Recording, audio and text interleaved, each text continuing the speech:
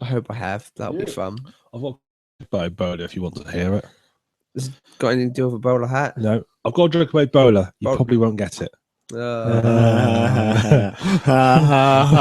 Fucking hell. Have we stopped broadcasting yet? Oh, we have. Yes, we are live. No. Now you're already, look, we're live and you're already talking about something. The tone is lowered like before we've even started. That's great. It's amazing. People think that, we're talking complete bollocks the entire time. It's like, seriously, we don't put this on. We're talking crap before we start the podcast. No, we actually sort of up our game for the podcast. Yeah. Usually hear what we're talking about before this podcast We're horrible people. We're actually nice when the podcast starts. Yeah, we sort of do everything. We sort of, very nice. We sort of help old ladies across the road and everything. Yeah, push them on the buses on the way. Oh, we're sponsored again. Oh, yeah. Hunch baked beans again? No, not Heinz. I'm not sure what it is, to be honest. Cake, by looks of things. Cake. We're dining for 2 for 10. M&S, we've gone up in the world. We're sponsored by Marks and Spencer's. Marvellous. Hello, Marks and Spencer's people. Oi, bud, sit closer to your microphone. You're ruining the thing. What thing? The audio. Yes, and you fucking... If I just lean forward, is it fine? There you go. Great. Yeah. I'll just lean forward when I talk. Good. Right, We haven't actually introduced ourselves yet. Oh, yeah. Wait, what? Yeah. Yeah. Professional. Hello, I'm the Suffolk Cram. We'll edit all this out. Hello, I'm the Suffolk Cram. Scazzy is. I'm a slightly dying bard, but usually a not slightly dying bard. We don't think he's got Ebola, but we're not sure. We hope not. No, we hope not. Otherwise, we might have to. I was going to say, if I have, then this will turn into ET. You'll get blokes in the white suits coming through the doors, and I've got a job to go to next week. I can't afford to go down Ebola. That'd be brilliant. He can't afford to have his inside liquidated when he's got a job to do. Yeah. I can't die. I've got stuff to do. Exactly. Welcome to episode 23 of the Rand Nerds podcast live. The Ebola cast. The Ebola cast, yeah. So I'm just going to get Luke to say a few words because we've had a few comments. So we've had a few minor complaints about format, structure of certain segments, and well, if I had to be honest, there's not really a lot we can do about it. We've had a few requests for things that people would like to see, but I want people to take note that this is primarily an audio podcast with a live video feed. So we're not going to do anything video specific on this segment being the podcast because, well, it's not going to translate over to the audio version. So, we can't do a full segment of tabletop. No. There's dice rolling around the table. Yeah, exactly. You're just going to hear, noises and us kind of call out. And me lying about my dice rolls. Yeah, see, and it's just not going to go. But if there is something specific that people would like us to make content for, so if people would like, say, a full tabletop episode, yeah, or a give full us some tabletop ideas, video, guys. I mean, that'd be great. Send us what you want, and then we'll actually make a video, properly make a video of, say, us playing a tabletop game. Yeah, or I can always bring something around, and... certain stuff. Just stuff that isn't going to translate to audio, isn't going to be on this podcast, but we'll try and sift through the crap as much as possible. Yeah, and, we can always separate things off into separate. Yeah, if things are kind of clogging up the works, we'll just move them into a different segment, so I don't want to cut anything if I can help it. I've moved it into a different segment, or maybe reduce the frequency of the segments to say we have a once a month segment, or maybe whatever. But we'll see. We'll see how it goes. Yeah, just give us some ideas. And we can't improve unless we know what you want us to do instead. Exactly. Just remember, though, on the podcast, it's audio only. Yes. So I can't stress that enough. No, hey, yeah, go do a little dance, because no one will. No, that's just not going to make any sense to the audio. No. Anyway, games we've been playing? Yes, games we've been playing. Right. Well, so it's only me that's been playing anything this week. So I did try, but it didn't go according to plan. Fate had other plans, it seems. Yeah, right now, if the video feed disappears, that's because my internet connection's shite. So bye us. So for the audio, that's Maltesers. They're good, apparently. Rustling away. Maltese is lovely. That'll be like one of them really weird, next bloody BBC podcast. Radio Will be sponsored or by whatever. And they're where they're doing them radio dramas, and we have to explain everything. And the packet of Maltesers rustles. Should we do our own version of the Archers? That'd be hilarious. It must be done.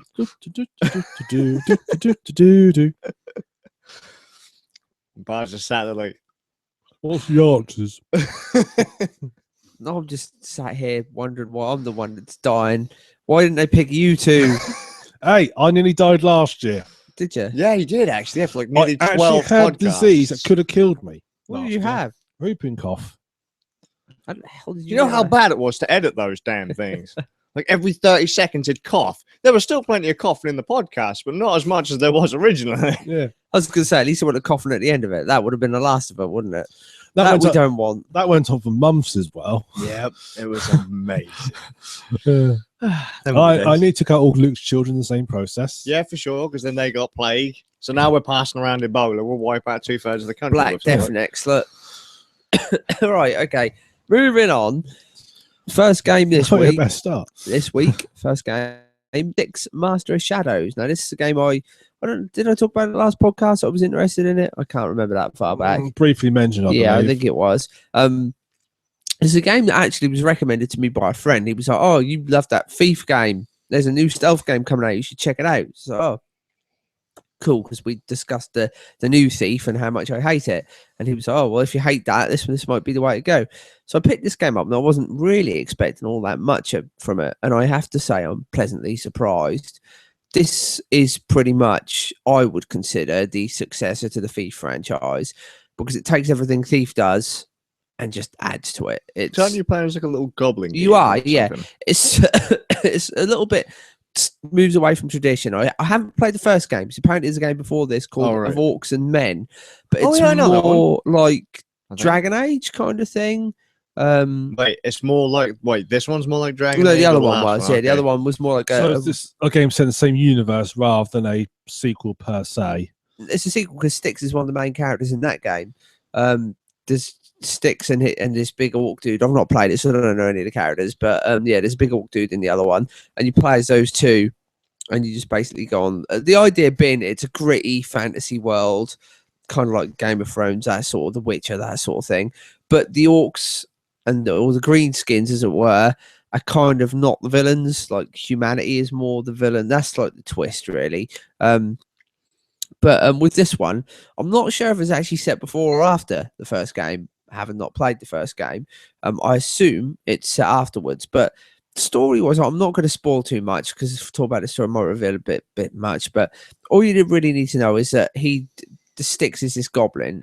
He appears to be the only goblin. They're kind of spoken about as myths. They're not really kind of considered to be anything that currently exists. There's a tree that these elves have a monopoly on. It's like the world tree, kind of like Yggdrasil from Norse myth, and it gives off this sap, and he's been exposed to this sap, and that's given him powers to some degree.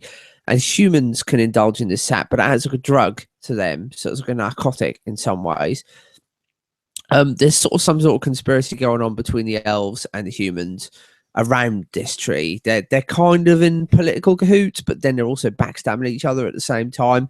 And Styx kind of gets caught up in it. And from what I've seen of the game so far, the bulk of it is set on this sort of giant tower, but it's like its own living, breathing world. It's like a city and everything else built into this tower, and you explore it. It's level based, so you go through levels that are segmented into sort of 3 or 4 areas. They are really nice levels. I mean, we're talking big areas, a lot to explore, amazing looking, really, really nice graphically and like aesthetically very well made. But the beauty of it is how you explore them, because Styx, he kind of reminds me a bit of a chimpanzee. He moves like a chimp, like he can jump around, and he's really athletic. And although he's small, he's quite stocky and kind of strong looking, to the point that when you do stealth kills on humans, he will grab them from behind, force them to the ground, and strangle them before sort of snapping their necks. So he's kind of strong, but not strong enough to say take one full on in a one-on-one fight. When you get into a fight, it puts you into a situation where rather than going into a combat mode, you have like a parry system. So if an enemy attacks, you have to parry them so many times before you can strike, and it only takes a couple of hits before you get down. So it's quite difficult and combat is inadvisable. I was going to say that it is like stealth going to be. It's predominantly. I mean, I get that. That's discourages. It sounds like discourages combat quite a lot. It does, yeah. It's predominantly built around stealth. The feel of the game, the best way I can put it is it's like Thief and Tenchu had a child. Basically, it's like with a bit more of a platformy element because, as I say, he can leap around and stuff, which I really like because it gives you more opportunities for stealth. He can get upgrades, so you've got 4 skill trees that can be upgraded, and the way you unlock points to upgrade them is by playing missions a certain way. So you can just go through the mission and kill absolutely everybody in your way and not bother about picking stuff up and just get from A to B and be done with it. But that way you will not net you much experience. You get these things called insignias, which are basically like achievements for each level that you do. And they depend on different things. One of them is for when you go through the level. That'll net you a good bit of XP. One of them is for not killing anybody who isn't a target. Because Styx works for this guy called Ozcan, and he's basically like a bit of an underworld crime boss kind of guy, a bit of a dodgy guy, and occasionally he wants you to get rid of people for him. So if you kill them, they don't count towards your ghosting score. So provided you like hit the body and everything, then you're A-okay. So you get more experience for that. There's coins hidden throughout the levels. You get experience for those. Each level has like a hidden treasure. So you get an experience for that. So that's where the thief element comes in, where it's kind of like Thief because you can be a bit of a kleptomaniac and collect these things. But yeah, you get it basically encourages you to play the game in a different way. So although you can go through the game quite happily murdering and backstabbing everybody, you don't necessarily have to. But then again, when you do, he's got some quite neat tricks. I was quite interested to see that a context-sensitive stealth kill when I was playing. Normally you will just get you got about 3 or 4 ways you can kill people. You can sneak up behind somebody, you can muffle kill them, so that means you'll kill them without anyone hearing. So if you sneak up behind them and hold the X button, because I'm playing with the controller, you'll muffle kill them, so you'll strangle them so nobody will hear that you've killed them. You can just normal stealth kill them, so it'll quickly run up and stab them a bit quicker, so it won't take so long. You can do hidden kills, so if you're hiding like sort of solid snake length up against the wall, you can then sort of lean in and take somebody out. You can take people out if they're on balconies, so if they're like standing on a balcony and you're hanging underneath it, you sort of pull them off. But one thing I liked is I had this context sensitive kill on this building. I killed the guy on top of the building on one level. I just did a normal stealth kill on him. But on another level, it like on the level before, he would have fallen to a point where there were guards below. So I think that was why he's just stealth killed him. But on this other level, there was kind of what you'd see as a bottomless pit. You know, in any other game, it would have been a pit. And Styx ran up behind him and pushed him off. And I found that quite amusing, that he just sort of comically pushes this guy off the edge of this cliff, as it were, sends him screaming to his death, which was quite fun. Yeah, I don't know, just there's so many little touches about it that make it a good stealth game. There's torches all around the levels, and if you can get to them, Styx will climb the wall and just snuff them out. If you can't get to them, you have sand in your inventory, and Styx will spit on it and chuck it, and it'll just put the torches out. Guards will have like certain areas where they eat, and if you go into those areas, Styx's spit seems to be poisonous, and he can flob into somebody's meal, and if they eat it, then they're violently ill. I haven't done it yet, but that's what I was sort of saying about it, because I'm not sure if it kills them or not, so I haven't done it because I don't want it to affect my ghost playthrough. Yeah, there's all these different ways you can sort of dispatch enemies.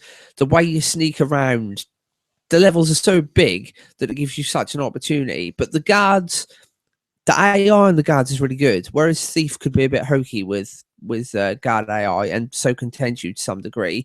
They will surprise you in this game, even though they can only sort of walk around following their own patterns. Their patterns change randomly. There's no preset specific ones. They will change on a whim, so they can catch you out.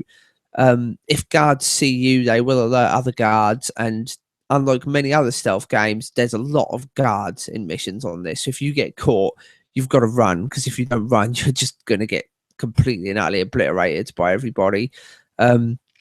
It's interesting to think that if civilians see you, you can kill them straight away, because you don't have to worry about fighting them. You just run in and take them out quickly. You can cause accidents, which I quite like.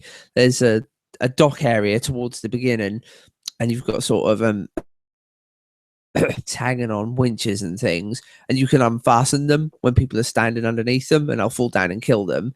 And that changes how the guards react, because where they react to a murder differently, if this happens, that does alert them, but then they're like, oh, it was an accident, you know, something happens, never mind, go back to normal procedure. After the 8th crate's fallen and killed somebody, they're a bit suspicious. I'm not sure if you keep doing it, they will, because I haven't tried it, but I know that at least if you drop crates on somebody, they see it as an accident and it doesn't affect your alert score, as it were. You can hide bodies as well. There's plenty of places to stick them, like there's cupboards and chests and stuff, and you just bundle bodies into them, so it's nice. So if you want to cover up any damage you've done, Styx has a nice ability to create clones of himself, and these are actually really fun as well, because you can level these little clones up. They sort of sneak around. They seem more malnourished him for some reason, and that allows you to be able to get them through grates and things. They can sort of squeeze through bars where Styx isn't normally able to go, so you can use them to explore, find switches, open doors and stuff. But you can also hide them in wardrobes and chests and things, so when a guard is coming past, they'll leap out, grab him, pull him in and kill him, so you don't have to sort of worry about him. It's just all these nice little touches that it has going for it, that it's kind of mixed in from other stealth games and given ideas itself, that for me kind of make it the quintessential stealth game, because there's so much going on that it doesn't. Some stealth games fall into the trap, they get a bit boring because all you're doing is sneaking around and there's no real change up in how you do stuff. But because it gives you so many different opportunities to do things, and the levels are so big and interesting, it kind of keeps you wanting to play more. Like, I think that's definitely a bonus in its favor. And just the general feel of the world. While I was saying to Nick earlier, it's not quite as endearing as Thief, because Thief had a very specifically crafted world that I particularly liked. It's still particularly nice. Like the story so far that I said I won't really go into to spoil anything, has interested me and piqued my interest in the game, and just the way characters behave and stuff, and Styx's own cynical personality kind of fit the narrative of the game really well. Yeah, as far as sort of stealth games go, I would say this is one that you have to add to your collection if you're into those games, and especially to anybody who was into the original Thief series. If you played those games and you were as disappointed as I am in Thief 4, then this is the way to go. This game is pretty much the game to get. Right. Just one question about the movement. Yes. You mentioned how he moves around. So is it like Assassin's Creed, where if you just like walk up, you automatically like climb onto things? You do have to do it. No, you have to control where you're going. He can grab hold of stuff and climb up things, which is neat, but you have to go, which I prefer. It does make the game more skill based. Whereas, yeah, Assassin's Creed, you just hold the button and he runs up walls and stuff, doesn't he? With this, you will get bits you can latch onto, but you will have to make him jump directly towards them. So you can screw up horribly and fall to your death, which I kind of like. There's platforming elements to it that give it a little bit more playability, really. My Christmas stealth game. Always have a Christmas stealth game. I think you definitely need to add it to your list. You will enjoy it as a fan of Thief. You'll definitely find something to enjoy about it. Though I will hasten to add, it is a game to play with a controller, because of the fact of how it controls and the freedom of movement. I can't see it translating well to keyboard and mouse, because the movement is just going to be too clunky. Whereas with the controller, you know, you can move the camera, you can jump, you can direct where you're going to move specifically. It's that kind of game, really. It does control more like a platformer in some ways, which works. I mean, I was surprised. I really didn't think it was going to, but it does. It works on so many levels. Yeah, definitely the stealth game to pick up if that's what you're into. Has the game interested you enough in the... So, I mean, you said there was possibly another game before. Has it interested you enough to maybe want to find out what's happened? I am actually going to pick up... I regret that I didn't pick, because I picked up Styx while it was on the sale, and it was only had like £5 knocked off or something, and Orcs and Men was only a £5 at the time. I don't feel I'm going to pick that game up, because I don't know whether this one's going to be any good. But I will go back and pick that up when it's next on sale, because although the gameplay doesn't really look like it would suit me, and people have said the story itself is really good, but the gameplay is a little bit clunky because it plays like Dragon Age, and I don't really like the way Dragon Age plays. I'm not sure whether I'll enjoy that aspect so much, but it's definitely a game I'm going to be looking into picking up just so I can get the story, really, because it just seems interesting. Speaking of Dragon Age, I think that EA are now peddling Dragon Age completely for free with Origin. Just Right. saying. Still on download Origin. Yeah, that's what I was saying. Yeah. It's like, that's a good way to encourage people to not download Origin. You know, give them a game they don't want Yeah. for free. Good job. To be honest, no matter what game they give away, they would have to be. I don't know what game they have to give away for free for me to download Origin. Even if they gave away all the Mass Effect free, I wouldn't download Origin. I mean, if they gave away Army of Two for free, would you download Origin? If you had to play it via Origin. Actually, that's a tough one because I've actually got Origin installed. So I have a couple of games on Origin. I So hate if you Origin. have Origin installed, If I didn't have Origin installed and there was nothing on Origin, no. yeah, I wouldn't even. Right, so I've said it before. I'd be tempted to buy like a next gen console other than the Wii U. For if they said, "Hey, yo, look, Army of Two is coming out on say PS4 or whatever," then maybe. If they said Xbox One, I'd probably have to like I don't know, crawl into a dark pit and be all like, "Yeah, have a little cry and yeah, I'll have my Xbox Ones tucked away in the corner. No one will know it's there. My secret bunker underneath the house." your wife comes home and she finds on the Xbox One. No, it's not what it looks like. It's not what it looks Yeah, like. exactly. That would be exactly how it would play. It's just a friend's Xbox One. It's not mine. It's just a not friend's. mine. She'd be Yeah. like, "I'm so ashamed of you." She comes home. It's like you look a bit guilty, and she sort of rummaged around, finds it hidden in a drawer underneath, sort of still switched on with its controllers all hanging out everywhere. Terrible. fact- It's terrible. I kind of feel bad enough having an Xbox One control pad in the house. What Yeah, I know. does she know? Yes, she Dun, does. dun, dun. Green Giant. Okay. Why not? Right, so next podcast, not only will we be being sponsored by Maltesers, but Green Giant as well. Yeah. Oh, Something to look forward to. perfect. Yeah, well, there we go. That's Styx for you anyway. If you're into stealth games, pick this one up. I mean, if you're a fan of Tenchu or a fan of Thief, or even just a fan of like Metal Gear Solid, you're going to enjoy this game. Just do yourself a favor and get hold of it. I think it's only like £20 at the moment, Yeah, at it least was on 20 quid Steam when it was on- anyway. it was 20 quid when I it was believe it's sale. on consoles as well. Don't quote me on that, but I think it is. I available. couldn't tell you. I think it is.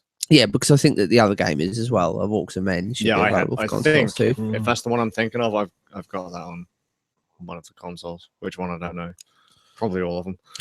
When I was looking at it the other day, I was actually looking at it on Steam after you put in the notes, and I looked at it on there, and I thought, oh, I recognise that publisher. It's published by Focus, who, by coincidence, also published Farming Simulator, which gets released in 4 days' time. Yeah, that was Yeah. it because that was part of one of their bundles. Wasn't Yeah, it? It was a it Steam was. sale for that developer or whatever. Yeah. Troy's most of the other games was shit. Well, I bought a bundle, but I only play 2 games. Am I really saving that much? in fairness, I do that all the time. It's like, oh, hey, look, there's a bundle of whatever this dev is, and it's like, oh wait, I only really like 2 of the games. Yeah. I'll get the whole lot anyway. It's cheap anyway. Just Yeah. boost my. That's why your Steam library's so large. Probably, actually. Yeah. Then again, we did mention the sales before. I've only actually played one of the games that I did talk about before that I bought in a sale. One, and I haven't played that in a fortnight. Dear, oh dear. So, yay. Good job. Woo. Oh, wait, no, it's probably even longer than a fortnight. No! I haven't played any games in a month. What am I doing? Oh dear. Lord Casual. Just a tinge. A host of a gaming podcast doesn't play games. What can I say? I'm an expert. I'm not playing games. Hey, King game of Slacker. journalism. I don't need to play games. That's true. None of them play bloody games, do they? So I can just, sit I'll there and play be the like, first level of this game. I can coherently review it. That's it. See? Bard's got it down. I know this. So, Game number 2. Other game I picked up on Steam this week because it was on sale and it looked pretty good. And I hear lots of good things about it from lots of different people. Is XCOM Enemy Unknown, Oh, lovely. which is the modern version of the classic Halo. Original Yeah, XCOM. yeah. It's an update of the original XCOM, a newer version of the game. So that's. I have never played the original XCOM, but there's a guy who I drink with in my local who is obsessed with the original XCOM. Is always telling me how great classic XCOM is, and It was known over here as UFO Enemy yes, Unknown. yes, That's why the new one was called XCOM Enemy Unknown, to combine the 2 titles together. interesting. Yeah, I did hear about that actually. is interesting. But yeah, this is also a game that Nick loves apparently. So Oh, it's yes. something we can go into. But to sort of sum it up, it's a tactical squad based strategy game. I guess that's the best way of describing it, really, isn't it? Yeah. Where you basically put together a team of guys. You're going up against aliens who are invading the Earth in secret, and you're like a government task force that are set up to take these aliens out and stop them from spreading across the globe. You're sponsored by all the world governments as well, sponsoring you, Yeah, and paying you to keep you going, but you have to sort of keep them on board. You've got there's actually a political element to it as well. You've got to keep all the world governments on board. Yes, with certain places are under attack, you have to sort of space your forces out to kind of keep everybody on side, as it were. And you've got like the whole base building aspect and stuff outside of the squad based tactics, where you have to build up your HQ and manage your money and what things you're going to research and stuff like that. It's a neat little game. I wasn't expecting to enjoy it as much as I did.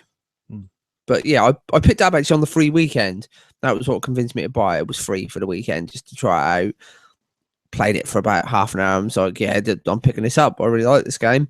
I don't normally play sort of games like this as such, but as you do know, I do like strategy RPGs. So games like Fire Emblem, Final Fantasy Tactics, Shining Force, all this kind of stuff. And it has elements of those sort of games to it, especially with the RPG system where you upgrade all your guys. So that was kind of what got me to pick it up. Isn't there already a sequel? I could be wrong. You're thinking of XCOM Enemy Within, which is like a sequel / I've got that as well. I haven't got that one actually. I need to get that. One thing there is a sequel as well, though, isn't there? But it's not the same sort of game. It's XCOM Declassified. No, that's not a sequel. No, it's a the first-person game, isn't it? That was a game that showed promise initially, but basically got completely butchered. The idea was they're going to do a version of XCOM, but they're going to set it all in the 1950s, so the based on 1950s. Right. And the idea was that your job as a squad was to sort of go to the areas and like capture evidence and so forth. So be playing first person.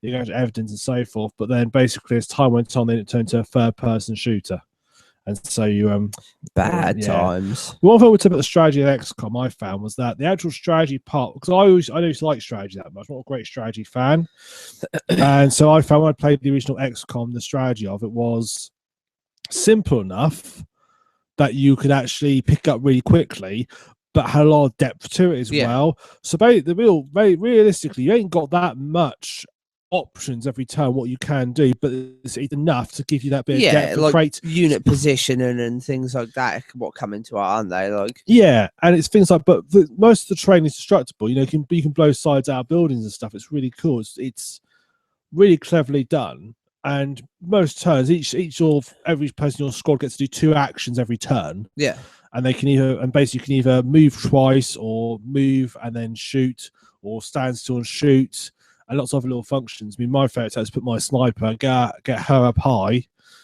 put her into Overwatch, and then leave her there. And she'll literally, as soon as one of my guys sees an enemy, she'll just pick him off.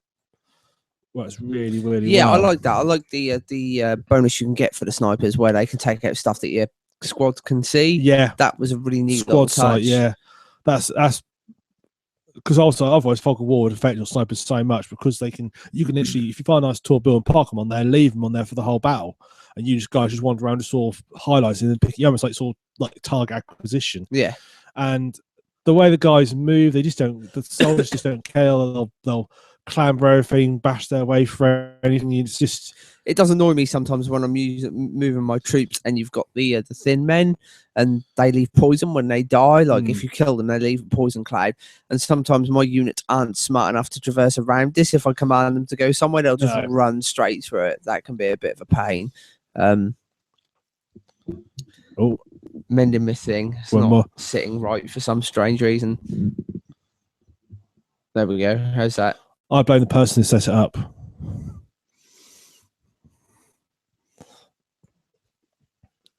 Well, I mean, one of only issues I discovered, because I've actually played through the main campaign about 3 times. I've actually got kicked off. I've actually been beaten a few times in the main campaign, because it's a game where you can properly lose. You can lose a 20-hour game if the aliens can win. So you can be 20 hours in, but you may have a few cock-ups and you can lose. Try find out is actual fact there's only really one way you can play through it to win. Right. And you find these little. There's a variation of the theme, but all the themes roughly. So basically, good idea. You basically need to build satellites as much as you can, because that increases things. I find as well, like depending on your research, I'm as far as I've gone in the game, I've only lost 1 rookie so far, and I'm working on an A rank, so not doing too badly. I find the quicker you research laser weapons is quite handy as well. They're very handy. Well, when I left it last one, I was on plasma weaponry. All right. One thing I found was you can't hang around too much. If you hang around too much in the campaign, what ends up happening is you end up the aliens sort of get tougher as time goes on. So if you hang around too much in the campaign researching stuff, they can actually outclass you after a while if you're not careful. So you've got to because there are story missions in it, like little milestones you have to get to advance the story. But they're a bit hidden, so you wouldn't necessarily notice them. There are some in there, and if you don't do them, you can actually find yourself outclassed, which is actually a mistake I made in one of my campaigns, that I was so busy researching, got all the cool gear, but then found myself completely outclassed by what they had. You got to be a little bit careful with it. Yeah, no, I can see that, and I like that aspect of the game. I like the fact that the game can screw you over so badly that you have to go straight back and redefine your tactics, because it's the sort of game that it's not going to upset, you might be a bit pissed off, but it's not going to destroy your experience, because you're going to go back, having had fun building up these units, and then have new ways to go about it and stuff. It gives you lots of things to play with, which is nice. It can be a bit frustrating where if you say have a very good squad of good soldiers, but you lose 2 or 3 of them, basically you're screwed. And no matter, you've got loads of soldiers in your command, but they're not as good as the ones you had. And if you send them out on missions, they're not going to be able to compete. The only menace it'd be nice if some way you could have like a way you could train them up. I know as a barracks, you can train people up to a certain level, but not high enough. So there's a stage where you basically, once you've got a squad of soldiers, you have to keep them alive, because if you lose them, that's it. Yeah. You are dead. To its credit, I always say it's almost hardness. It's got an Iron Man mode. Basically, you can't manually save, auto save. So when you do a mission, if you die on that mission, you can't reload a save and start again. You start the mission fresh from start. You can't. You can actually be completely wiped out and start. So, it's got some nasty features. You have to be very careful. I like the variety of units and how they work together as well. I mean, you basically have 4 classes. You've got like an assault unit, a scout, a sniper, and we spoke about the sniper there, and then you've got the heavy weapons guy as well. And if you sort of figure out, as Nick was saying, like the sniper's main point is to get them to a high place and get your units out there, mainly your scouts, so that your sniper can see where enemies are and pick them off. Then your heavy guy's pretty good for if there's too much stuff in the way, he can just demolish it and get rid of things, and your assaults for getting up close and personal. And it can, with your scouts, they can pretty much be a saving grace, because you get that one of the little bonuses you can give them is to move extra spaces, and they can also carry more med packs than anyone else. So if you've got a unit out of range who's dropped, they can be a matter of life and death, pretty much, can't they? Getting that scout out there and picking your guy up, especially if he's one of your favourite people that you've been levelling up quite well.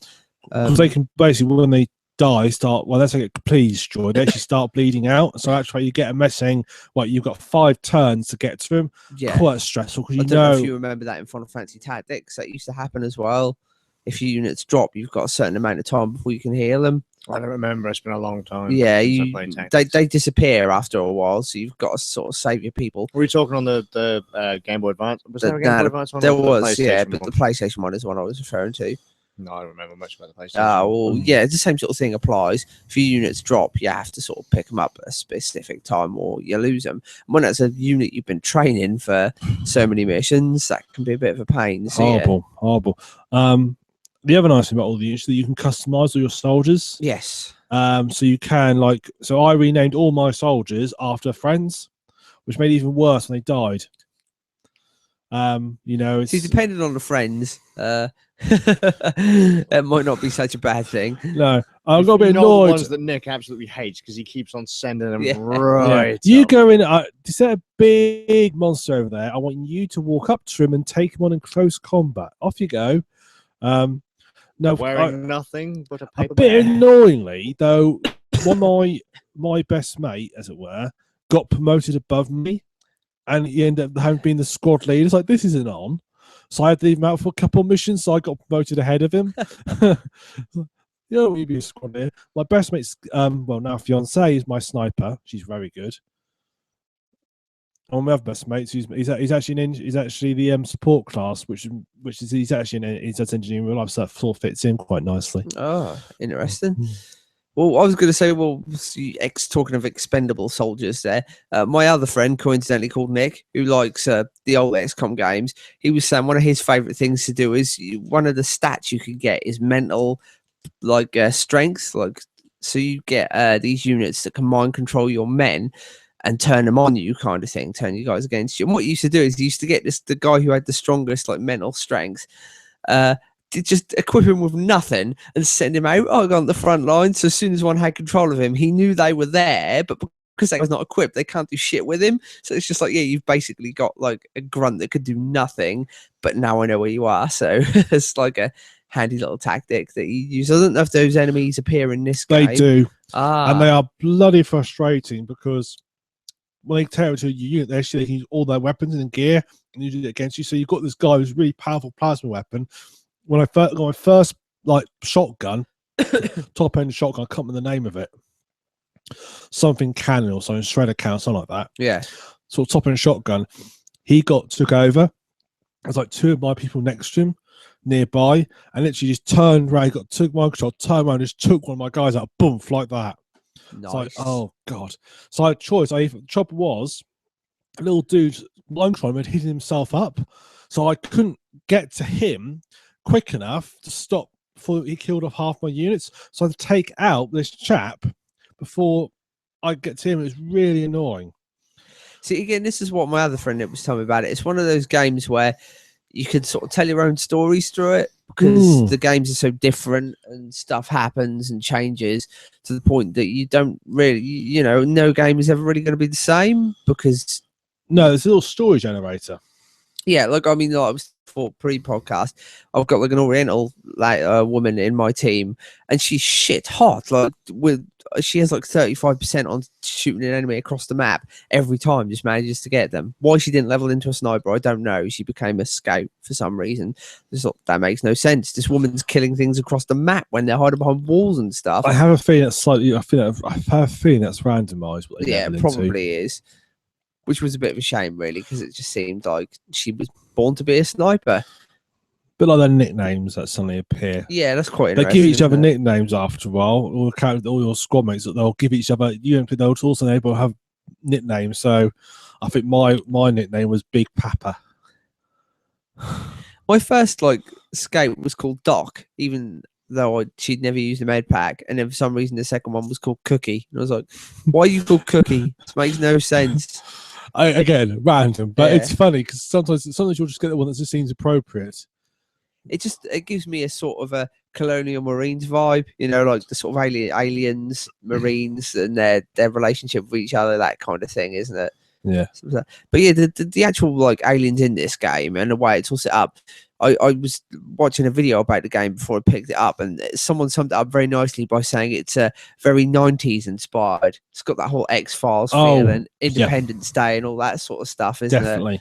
Yeah, that feels like that kind of era of alien hunting, as it were. It's your little group against the world.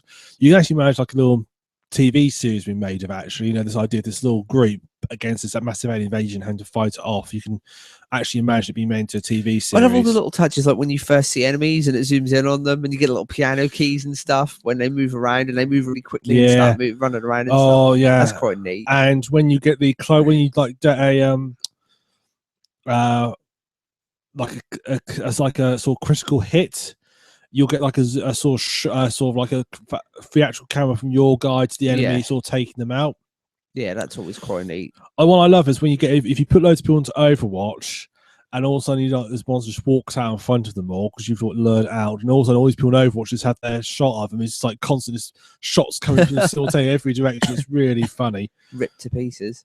There's big, I think they're called mutons. I think they're called the big dudes. Yeah, and literally just walks out in front of it, walked out and like got hit by all these plasma weapons simultaneously, and then took out by my sniper. See, I don't know what they look like in this game, but in the old game, my friend described the mutons as being purple Arnold Schwarzeneggers and green body stockings. Yeah, it's about right. Yeah, no end. They do look like. If I look at the photos, they do look semi like that. Great little. If that's what intelligent life and it looks like out there, then God. Oh, you get to interrogate autopsy aliens as well. Yes, that's pretty neat. Yeah, by cutting aliens up, you learn things. You learn skills, and it's like dissecting a toad. It's good fun. Yeah, that's the future of man feel in classrooms dissecting greys, getting to see what the inside of this alien's workings are all like. Huh? And now you've leveled up. Well done. Yeah. You've discovered it's an alien. Well done. But yeah, I like that. The whole research of the weapons and stuff. It gives you something to do outside of combat. And then, like you say, if you don't do it correctly, it can shoot you in the foot really badly later on. If you research stuff at the wrong time, you don't plan ahead. You really do have to sort of have your thinking cap on when you're back at the base. Well, when you're playing the whole game, really. Your best, but actually, your top tip is if you've got a section missions to pick. Look for the ones that give you either scientists or engineers, because that's what you need to win. Is scientists, engineers, because they're the ones that will build everything. The more you have, the quicker they do it. They're usually on the harder missions as well, aren't they? Yeah, but they are what you want. So you go definitely. for the scientists, engineers, because that's what will bring you the game too. So good, excellent. Yeah, another top game again. If you're sort of into tactical. Strategy games, this might well be the game for you. But I mean, I'd even go to say to people who aren't familiar with modern shooty style games, people who are more likely to play, say, Fire Emblem or Final Fantasy Tactics, you still enjoy it because it's got the same elements pretty much, just a little bit more streamlined, so it'll still be fun. I hate strategy games as a rule, but I really enjoyed XCOM. See, this is the thing, like, you might like Fire Emblem just based on the way that the story might not appeal to you so much, but the actual gameplay of it might appeal because it plays similar. It's turn-based strategy. Plays in a way, it makes me think of board games or like even chess games and stuff. Yeah. Yes.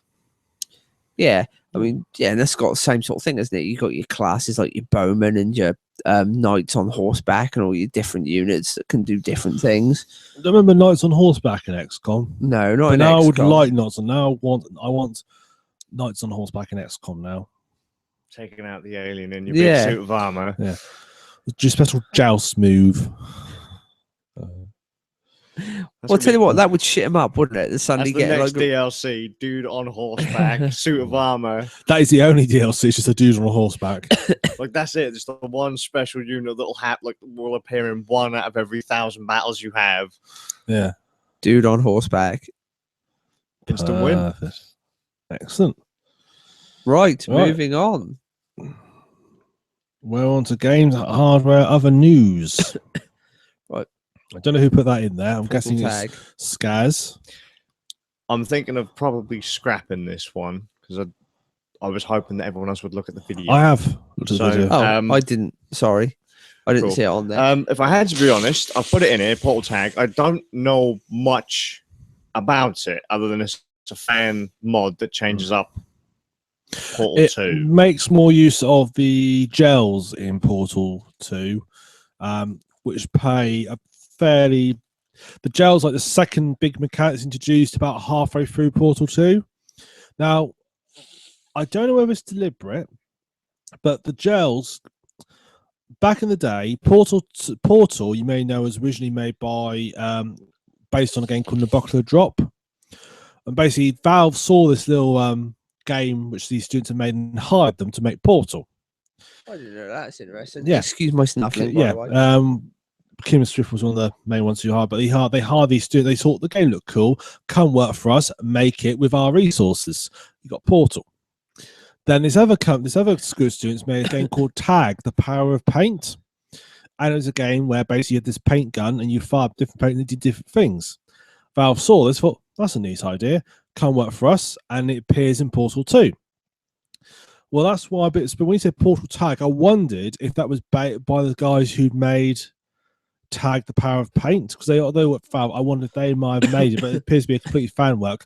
But I would imagine that's why it's called Portal Tag, because basically it really gives you back because you don't have a paint gun in Portal 2 to spray your paint with. You have to use like sort of portals and like these sort of.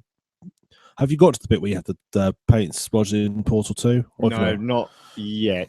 No. That was like probably the next thing we were supposed to get. Right. You have, rather than having a gun, what you do is you have like there's like these supply pipes that are flowing with the gel. They have like a outlet, and what you do is you put your portal underneath them, and then you put your portal where you want to go, and it all flushes through. Yeah. Oh, right. Flushes through. Whereas they've actually reintroduced the basically the portal gun itself, I think, is gone. It's just replaced by this mod. But I mean, it's a game that's about 2 or 3 hours long, but it's by a group of people who are just they're not professional, but it looks like a professional great game. You would think it was made by Valve looking at it, wouldn't you? Yeah, when I watched the trailer for it, I was just like, wow, this actually looks really good. That CG trailer at the very beginning looks really good. So yeah, it makes you wonder if it looks really neatly done. I might pick up if it goes on sale, because it's about $10. I think it's going for, which I know it's about £6 something. So I might be goes on sale and give it a go. But it looks like a neat little game. To give more, this is the reason I kind of brought it up. Because I thought, well, this might be another reason for everyone to kind of pick up Portal again. Yeah, because you do. I've not need even Portal up yet. You need Portal to be able to play the mod. It's not standalone, but that's that's why I thought it was neat. I was like, oh hey, Portal 2 is pretty freaking old now by current gaming standards. So what I think it shows you how modifiable the source engine is. The fact that the source engine one of the three engines which is still reasonably modifiable, because you don't get mods like you used to these days. They do sort of still come up, but nowhere near like you used to. I mean, because engines are just a lot more locked down than they used to be. Skyrim seems to get quite a lot of mods. But they're mods but they're not what I call. I mean, what they do is they like enhance the environment. Yeah, so you've got, like, I mean, you compare Counter-Strike to Half-Life. Okay, Counter-Strike's a completely different game, but it's a mod for Half-Life. That wouldn't happen with Skyrim, or most modern games. It doesn't happen. This, although it's a shame actually. If you think about it, that would be quite a cool idea. Actually, I could see a lot done with Skyrim like that. The engine, yes, yeah.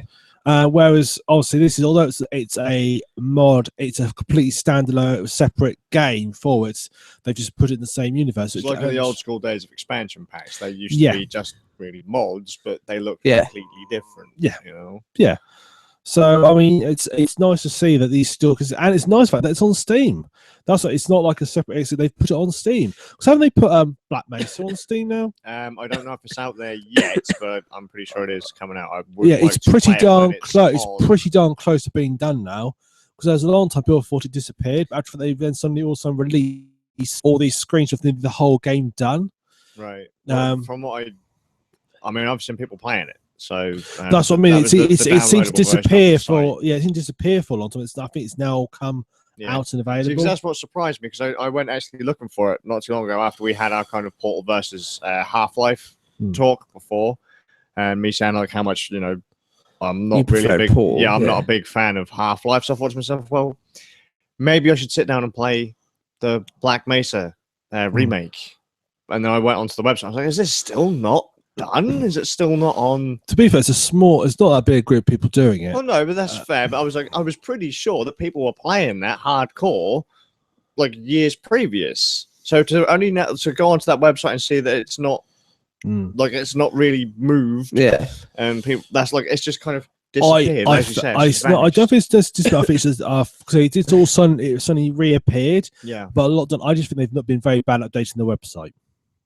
Yeah, to be fair, we can't criticize people for being bad at updating websites, to be fair. Yeah, we're pretty hardcore at that. I mean, at the end of the day, when you're coding a game, you're more interested in the game and coding it, making it work and applying the polish than you are about your bloody website. But I would say if you did sort of keep putting stuff out there and sort of look what we're doing, it would then encourage perhaps people to come help you, like other for sure. modelers to come and Get redo the models and community stuff. together Yeah, to come along and unless it wants to keep it sort of small key, but get more a control that way. Yeah, but I'm sure you could get like sort of people who can make levels come involved for you, mod make it more modular. I'm sure people could help. So it's you for it. interesting what you said about expansion packs. Just took me back to thinking about those discs you get for like Quake and Duke Nukem. Yeah, with just for like sure. shit.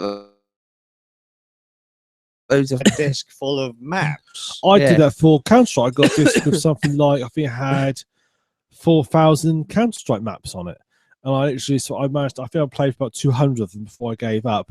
And that was great because I'm not sure how legal that was, because there was certainly some copyright material in there. Oh yeah, like we saw. I can remember playing Counter-Strike Source, and there were like full-blown Simpson levels and stuff like that. So, yeah, really fun though. yeah, no, that's cool, man. The coolest when you one see I ever stuff like saw, that. the best one I ever played in Counter-Strike map that I pack up, the one that I thought was really good, is someone had done a Stargate theme map, including a Stargate that worked.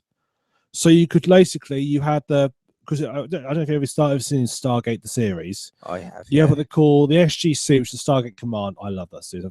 I can nearly remember every episode off by heart. You've got Stargate Command, and you have the Stargate Room, where they activate the Stargate and you go through to the other planets. What they set up was you could switch on off the Stargate. It wasn't animated like the film, it was just sort of on and off. But then you could walk through it and you then be teleported to a different map, which was like on the planet. And I thought it was really cool that you could sort of switch on and off and sort of move through onto the planet. I thought it was really neatly done. Some modders out there, some really neat ideas. Like the way that some mods completely change one game into something completely different. Not just a little tiny tweak like what you're getting. I say tiny tweak like what you get in Skyrim, like a realistic weather and stuff like that. But like, so it's not really tiny, but you could get a mod for a game that just completely changes the gameplay up. So it's something that you'd never have imagined, like you said before, with Half-Life and Counter-Strike. Two completely different games, same engine. Yeah. Gold. Team Exactly. Fortress. Like all completely different. Yeah. I mean, all right, all kind of first person and that, but still. Although the Source engine itself is very modifiable, we talk about that. If we when you look at board games into that are People hate Source, Source so much though, because I've talked to a fair few people, and everyone fucking hates it. They say like, "Oh, if it's in Source, it's going to be shit." Source is now showing its age. That's like the same with the Unreal Engine, isn't it? You see all the different games that are made through that, and it's loads of different stuff. Having said that, though, do you not find that you can always tell an Unreal game when you're playing it? I can always tell when I'm playing, especially an Unreal first-person shooter. You can always tell it's using the Unreal Engine. Then I own games that are running through that engine that aren't anywhere close to that. I remember. I might be wrong, but didn't Gears of War use a modded Unreal Engine? I'm not sure. I was just thinking. I think Rise of the Argonauts did, and that's like a role-playing game, and you've got like lots of different styles of games that engine. But when Nick said, about you can tell when it's running on that engine, there's always this kind of specific kind of polish. Yeah, always see. it's like there's that one little switch that no one can leave alone. Yeah. It's like if you play Deadly Showers and Invisible War, completely separate games, both built on the same Unreal Engine. They're the same engine. There's something to the way the levels are set up, the way the character models are. It feels like the same engine. And you knew it before you play it. When you're playing, this is the same engine. You could feel it. Source again is a bit like that, but it's very modifiable. I mean, I've seen people make strategy games in Source. I've seen people make third-person games. Someone made a third-person football game in Source, and he taught them how to do it in less than a year. It's pretty cool. So it's a very modifiable. I think as an engine, it's quite modifiable. It is now showing its age, and Valve only updated it. Source is kind of the Minecraft of the gaming engine world. I'm just going to jump in. So, we got any comments or anything? Just a couple. One that says Amber D. I don't know. One that says PS4 guys. I think that was because it popped up a little while later. I think that was in relation to your talk about that game previous to Styx. Oh right, yeah, that Styx is on consoles. I think that's what I was in relation to. Ah, cool. But no, so it looks like an interesting game. I'll probably pick it up when it goes cheap. Yeah, for sure. I have to say, I didn't even realize it was on Steam. I thought it was something that was coming to Steam. It's on Steam, yeah. That's what I just say about Valve. I mean, a lot of companies would be a bit funny. I mean, can you imagine EA putting a mod for one of their Origin games on Origin? Not a chance. Never. Yeah.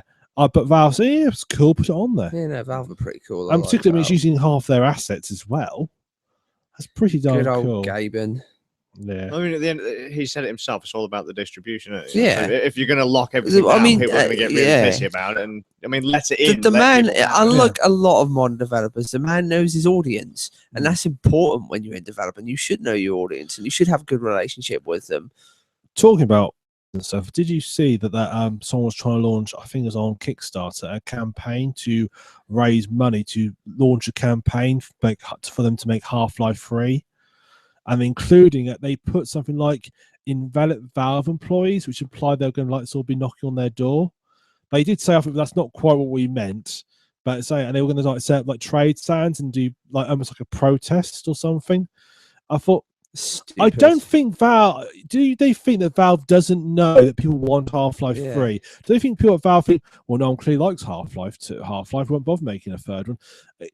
I'm sure people at Valve do know people want another Half-Life, just they're not interested in making it. I'm sure I did see something once upon a time. It might have actually been a Kickstarter. It was one of them douchey Kickstarters. It was this other guy saying that he was going to make Half-Life 3 and that Valve couldn't do it. It's kind of like what we said before, though, isn't it? About like people moaning about developers not putting this in their game, not putting that in their game. And I think that kind of infringes on the developers' artistic and creative freedom. I would rather, in the case of Half, I'd rather Valve do it when they want to do it. Yeah, absolutely. Not because they feel they should. Yeah. Because then if they want to do it, it's when there'll be a decent game. A fantastic example, not in games, but in like the manga of Fist of the North Star was meant to be only one manga, but because the artist on the road was contracted, people wanted more, and he made a second series, a second run.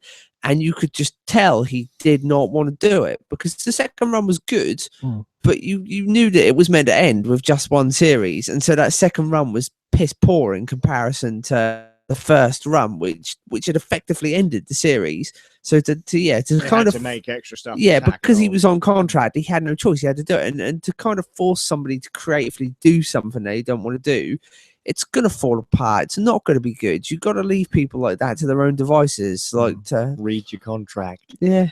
It's like all these like artists who like get caught into like making like more music songs and so forth one particular they don't want to, but end up making a really bad song, losing the company loads of money. They do it as deliberately half the time. Didn't Johnny Cash do that once? It wouldn't surprise me. Quite a sucky song. But the trouble was though, in the case of Johnny Cash, it turned out to be one of his most successful songs. Yeah. He did it purposely to get out of a deal, and then it backfired. Sounds like the scriptures of producers.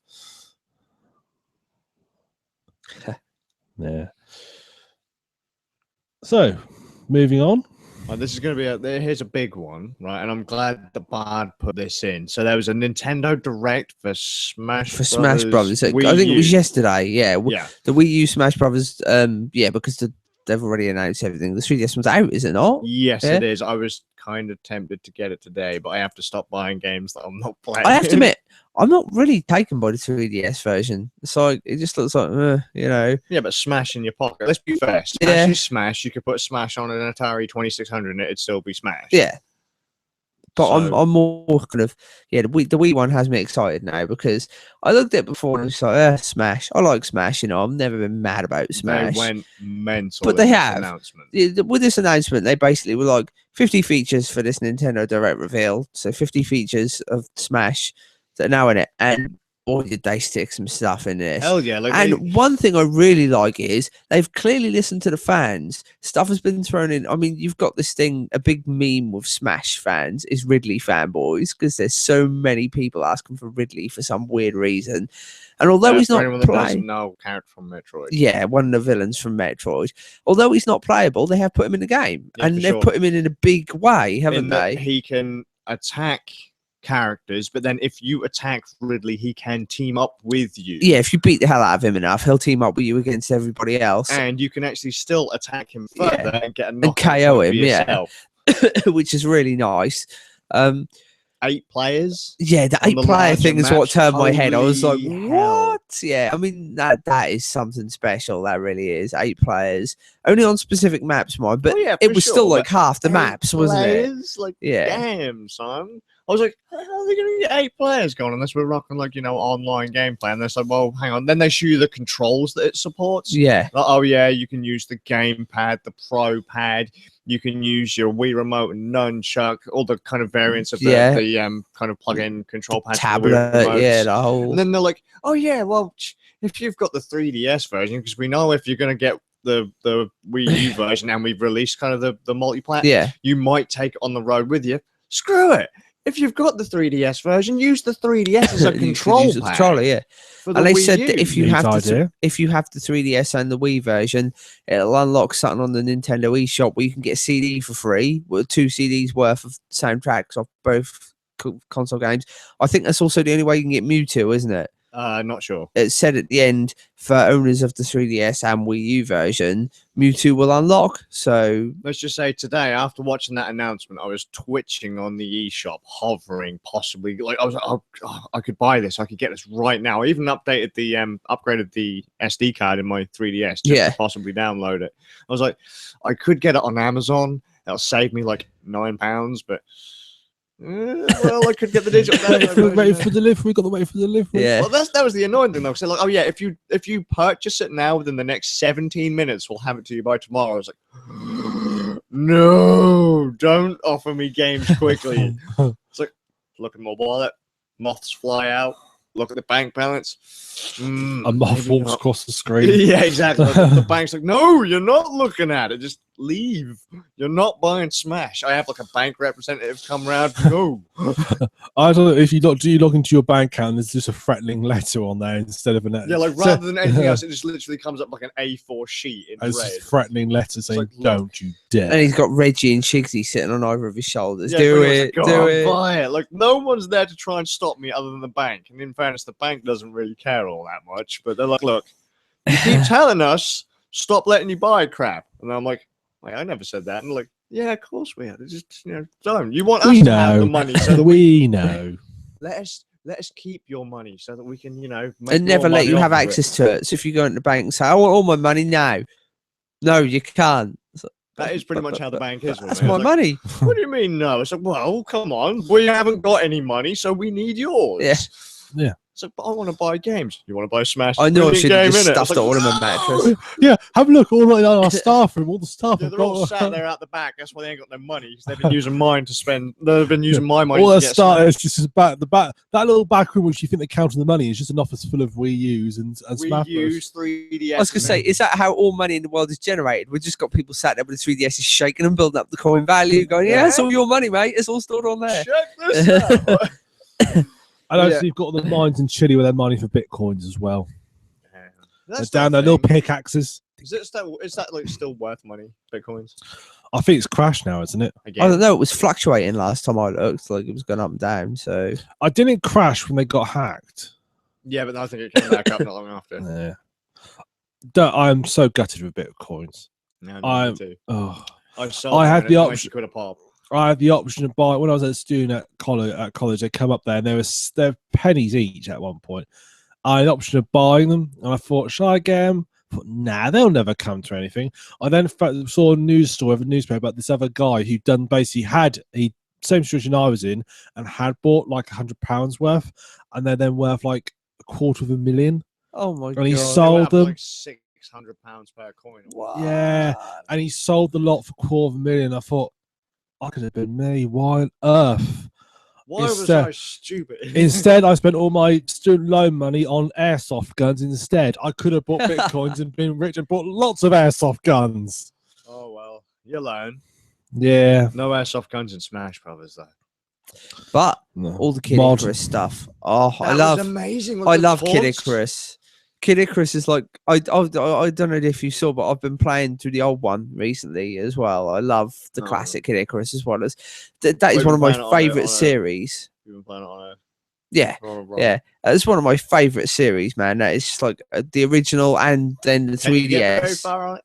Yeah, man, I got to the end part of the first level, so like the first 3 stages, in other words. Yeah. So yeah, I mean, it's a tough game, but I Yeah, for like sure. the fact that apparently the version on the 3DS is easier. Couldn't tell you. Yeah, they've If I had changed to be it. honest, it kind of tripped me out a bit.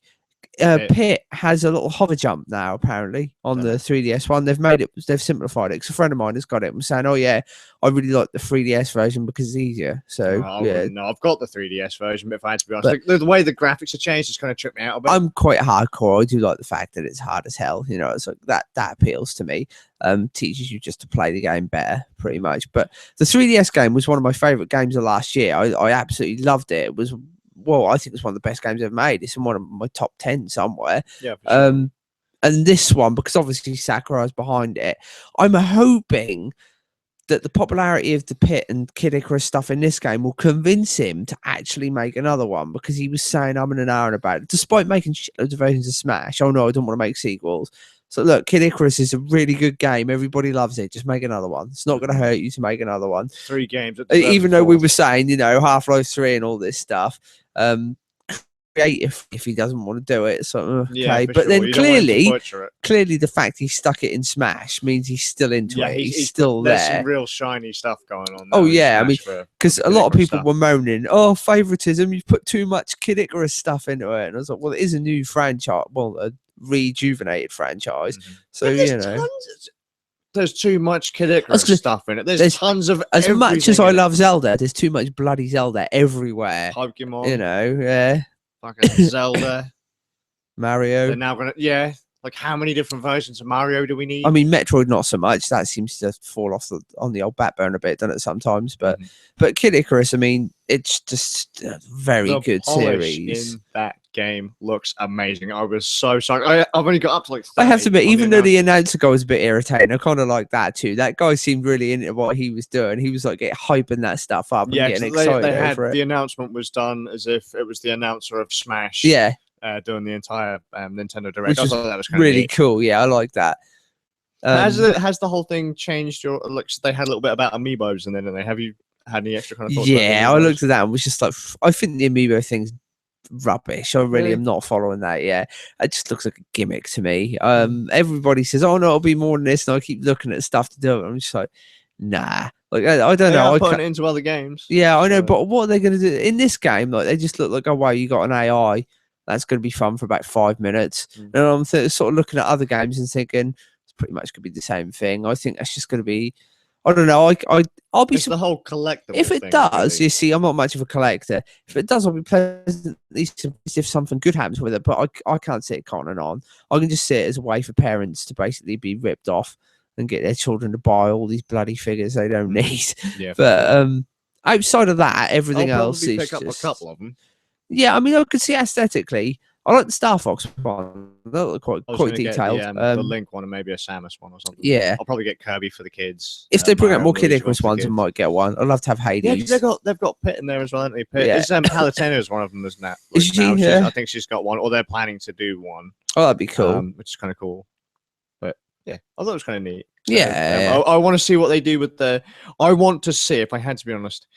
With the amiibos, I want to know what they're going to do for the 3DS, because apparently they're going to make like an infrared adapter that you can stick the all right, little guys on. I think I could be completely wrong. I could have seen that somewhere else, like a fan thing or whatever. But yeah, I ain't going to touch amiibos until I've seen the done more with them. If once like I know they're worth it, like then maybe I'll pick one up. We'll see, but yeah, until that's confirmed, I mean, just have an AI in Smash, just like like. From what I remember, they did say that at one point your amiibos were going to be playable. Yeah, you can level them and stuff. Well, there you go. But even that, like, I don't know, it just didn't really look all that appealing to me outside of all the other stuff that was announced. That was kind of just like, Nice, I've only got up to like 30 I'm not going to knock it because stuff is good stuff. It's just not really appealing to me that much. It's a very Nintendo thing to do. Yeah. It's kind of that's the kind of side of Nintendo that doesn't suck me in, like while they're doing all that kind of stuff. I just think that would be better manpower, better spent on making your online work for a start. And but they're online on the Wii U. They're getting there, but they need to pick that up a bit and get up to speed with everybody else. I think they are. What you're complaining about is the shop. not the The game shop and the stuff. games. There's not enough game. They don't do enough online with their games. I don't think. As much as I love, So I'm gonna instantly stop you right there because I fucking hate as much as I love like MMOs and stuff like Yeah. that. And if I can play a game, I don't online, think brilliant, it depends on the but game. I've got a game where I can play it quite happily couch co-op. This goes back to Oh, games yeah. that I could have been playing. Yeah, definitely. So I'm about to sit down and New play a section. game on fucking line, and out of nowhere, my internet's fucked. Yeah. I would rather have games give me I the think- option of couch co-op than Nintendo. Why not worry have about this both? other crap. Both is always great. You know, if you could do one, you should be able to do the other option is there. Especially if the online option is there, then the couch co-op option isn't hard to implement, really, is it? It's There's simple. nothing quite like having, if you are going to do sort of group play, it's nothing quite the same as having everybody in the room. I remember having a LAN party once, and that's got to be the funnest time I've ever played online, as it were, online.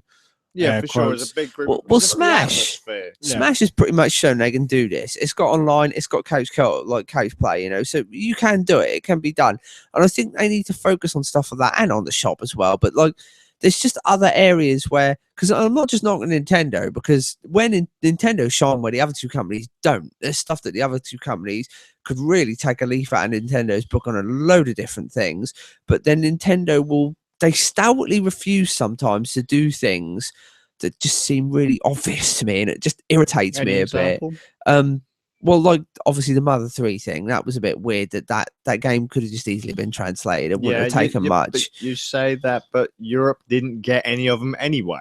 That's just America making noise. No one gives a fuck about But America. it's still, it still would have been interesting to us in the Americans game, do. you know. Well, But fuck America. Just saying. yeah, Can I I, just So want- they can I- didn't do it. But can I then just what say- about all the other games that get released in Japanese that we don't get over the rest of the world? How come we got the? So did there honestly. are so many games That filter upsets out me a to the lot with States. that upsets me a lot with a lot of consoles. There's games I'd love to see, and that's why I get so riled with people knocking Japanese games and going, "Oh, you kind of it's like, no, fuck off, There are stop so taking many games away from games that us." somehow manage to, if they do filter through from Japan, they'll go to the States. Yeah. And then out of nowhere, it's like, oh yeah, well they got to the States and they didn't sell very well. I was like, well, how do you know? You haven't dipped your fucking toe in the market. Yeah, especially like when you look at Europe, and a lot of Japanese culture is more popular in Europe. I mean, look at France. France love anime and stuff like that. It's way more popular over there than it is in the States. Like the JoJo's Bizarre Adventure over there has a bigger fan base than it does anywhere else in the world. And then you think of the fact that you had during the like early 90s, late 80s, you had that kind of animation thing between French studios and like with Toei. And like Ulysses 31 and all those cartoons that were from French and Japanese animators. Yeah, And- Rinky's actually watching one now. But for Yeah, yeah. that's cool. A lot of that happened. And that kind of pisses me off a bit when Europe gets shafted, because I think, well, actually, we've got a longer standing relationship with Japan when it comes to stuff like that. So we should be the ones that get it first, really. Whereas if you're sending it out to America and it isn't doing well, then you're going to the wrong places to begin with. But it's stuff like that that's a good example of something that irks me, that they don't bring stuff to us and that we kind of just get left on the back burner, so to speak. I suppose in the past, there's also probably a technical issue because obviously both Japan and America use NTSC, and in the old days anyway. Yeah. And obviously here we use PAL, so there might be a technical issue to it as well. See, the annoying thing is, the majority of the world is PAL. Yeah, but if you develop it for one system, it's going to be easy also to sell it. Yeah, for sure, to push it to the States. There's less, And also there's the other less thing faffing is, about. you've only got to go to the States, you only translate into one language. Mhm, mhm. Whereas sent to Europe, you've got to translate into multiple languages. Yeah, it's true. So I wonder if it's that combined. Yeah, potentially it could be, couldn't it? Interesting. Put a message, your mic is low apparently. Oh, really? That's probably because I'm not talking directly into it. And you're the sound engineer. I don't give a fuck. I'm too busy having a faff around with yours because you two can't talk. We're not getting complaints about ours. Well, no, because I'm constantly sat here looking at your fucking levels. Then you should be looking at your levels. I haven't been talking. There you go. Now he's all right. He's all right. Fuck's sake. Goddamn fucking hippies. You want to fucking sit here and man the board and then fucking edit this whole shit? No, fuck up.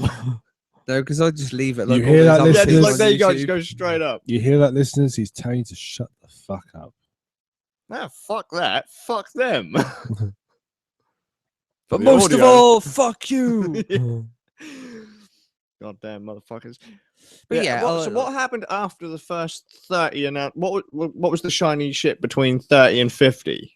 Because I missed the last. Actually, it burns out a bit towards the end. Okay. They mentioned a few things repeatedly, and I was like, well, that's a bit of a cop out because you pretty much mentioned that in the last one. Controllers come up like 2 or 3 times. All right. It's like, oh wow, now you've got this. It's like, yeah, but that was just part of the. I don't know if we can take. I don't know which way you can take this. Apparently, it wasn't a complaint that your mic was low. Yeah, fucking you lot whinging though, bitches. Shut up. Apparently, you're just too tall to be leading. Too tall to be kneeling. I don't know quite how that makes sense, but it does apparently. Nick, Yes. stop talking. So the mic was physically low then, not. All right, I see. I'm not quite sure. Who knows? Who knows? I'll be limbering under it next time. But yeah, how low I'm- can you go? I'm trying to remember the stuff that came after 10. I know some of it didn't really.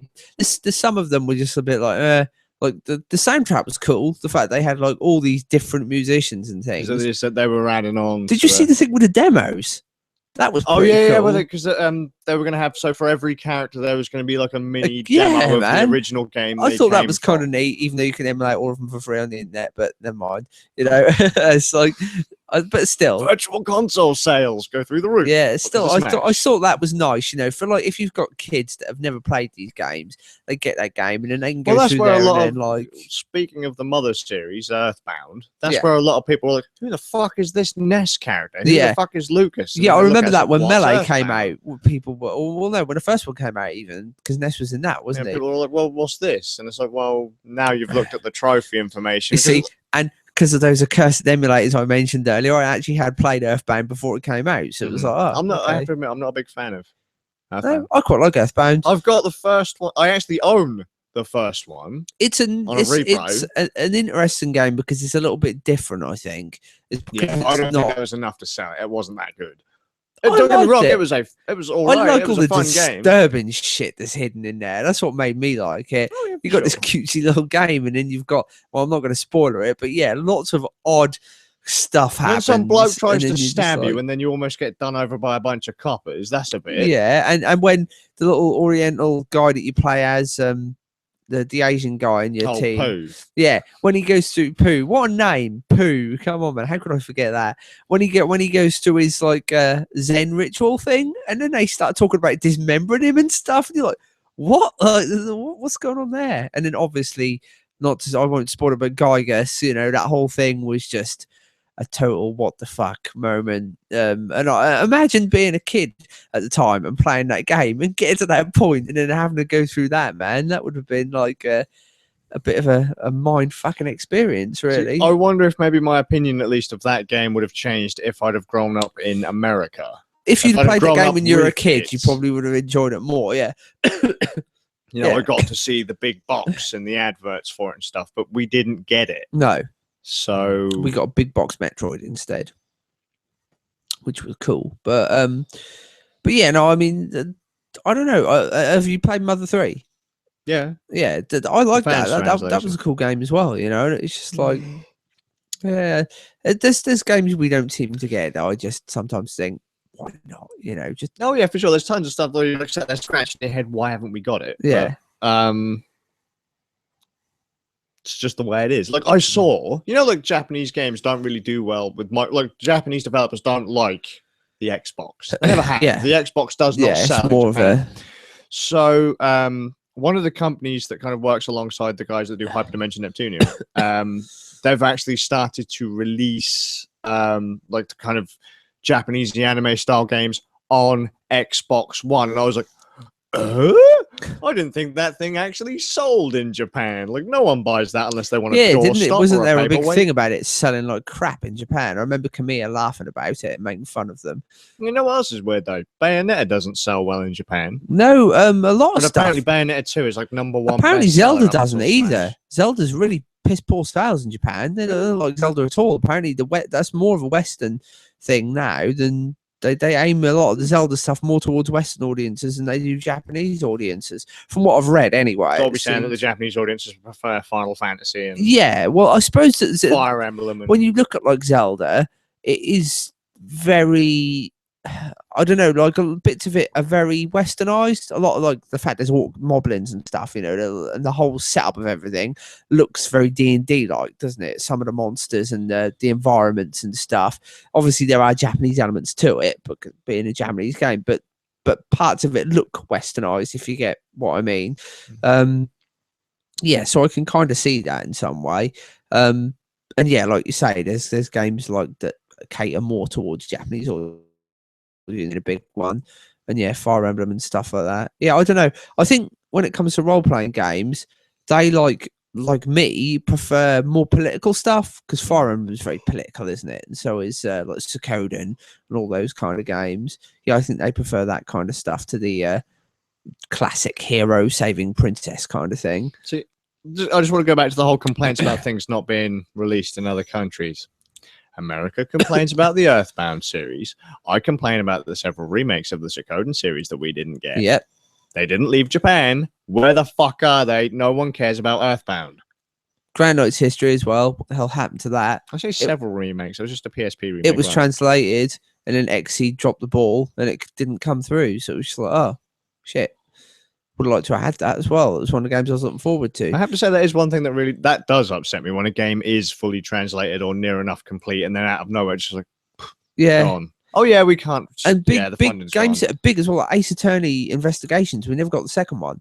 We got the first one, but never the second one, because the 3DS, it was a DS game, and the 3DS had already come out. So, oh, well, we don't need to bring it out. It's a DS game. In which case, yeah, but they were originally Game Boy Advance games. Yeah, well, no, the first ones were, but the Investigations one with DS ones, they would have wanted to play as Edgeworth. Oh right, okay, yeah, I didn't. So the first one came out, but then the second one didn't. And the first thing that came into my head is another thing about Nintendo that bugs me. If you pulled your fucking finger out and stuck it on the eShop, people could have bought it for the 3DS, and it wouldn't have been a problem. But because they, you know, missing money, this is the thing. Stuff like that happens, and I think, don't you want to make money? Yeah, Nintendo? that's what I was going to say. It's almost like sometimes these companies don't. Yeah, like that was money. what I was saying. This is one of the big things that I don't like about Nintendo. And again, like the Game Boy Advance games coming out on the bloody Wii, you know, I mean, that's nice, but why aren't they out on the 3DS? Should that make more sense? They do work on the 3DS. Yeah. All the emulation is there. The Ambassador program pretty much shows that. It's all there, just they won't give it to us. And it's just like, oh, you don't want to make money. And then wonder why I emulate stuff. And it's just like, because I can play my old games whenever I like. It's all down to distribution. Yeah. If they were to give it to us at a reasonable price, then I'm pretty sure that, eShop games would sell like crazy. I mean, I have noticed they're doing a lot more deals now on the eShop. Yeah. I know this has gone off the Smash Brothers thing, but like, they had like a 33% discount on several games. So if you were on the Wii U, you could get Donkey Kong Country Tropical Freeze if you bought Donkey Kong Country. Yeah. Because that's just come out on the eShop.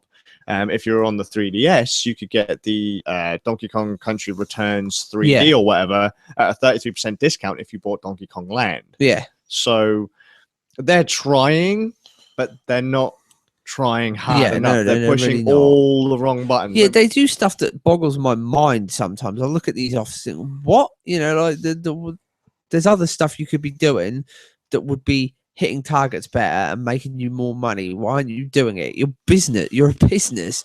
You should know what you're doing in that kind of situation. And sometimes it just seems like they're stumbling around in the dark. I'm just wondering, do we know how well digital distribution does in Japan? Or is it still... Now that you mention it, I don't know. I think a lot of people I'm just wondering if physical. That's what I'm saying. Is the problem is that with over here, particularly like in the PC market, we've embraced digital distribution quite heavily.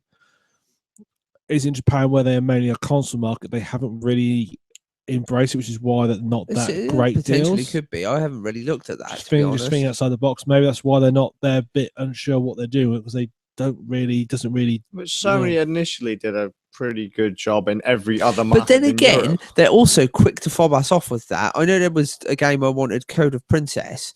It came out in the States with a CD. Digital only, but yeah, we only get it digital only. So they're very quick to fob us off with digital copies of games that they refuse to bring out over here. Mm-hmm. And, I mean, and then on the one thing I don't mind, because at least we get it. Didn't Ace Attorney only get a 3D a digital release as well, the newest one? I don't know, did it? That was digital. That's ridiculous if it did. And it's just like, But then again, at the same time, I wouldn't have minded them doing that with Ace Attorney 2, but they didn't. They just decided, nah, they don't need that. So they give us the next game. So we basically have no clue what's going on because a whole game is missing. It's just like, makes no bloody sense, to be honest. I mean, Japan does prefer their physical. They all do the seem physical to, stuff. yeah. You've got sort of more collectors and the thing that annoys me with this is, kind of annoys me, is that Nintendo did say all the way back in the Wii days, the original Wii, yeah, we're going to be releasing XYZ number of games, so every week, every month, whatever. And they never did. No, they don't. Just, if you're going to offer it to us, give us the fucking games. I don't know, like, I like Nintendo. I prefer Nintendo in some ways to Sony and to Microsoft. But they drop the ball on so many things that sometimes I just find myself face palming over it and thinking, that was why I was debating getting rid of Wii U. After being really hyped. So you haven't spoken about that, so you're going to I will explain that. I was really hyped about the E3 thing with Nintendo Wii and all the stuff Nintendo bringing out. I was like, wow, that was really cool. And they got my Wii. I got a few games I quite like. The Wii U even. I got the Wii U. I won't be one of those parents that buys their kid the wrong console. I got the Wii U and I didn't really enjoy stuff on it. I enjoyed like Monster Hunter. Getting into that was cool. I enjoyed Donkey Kong.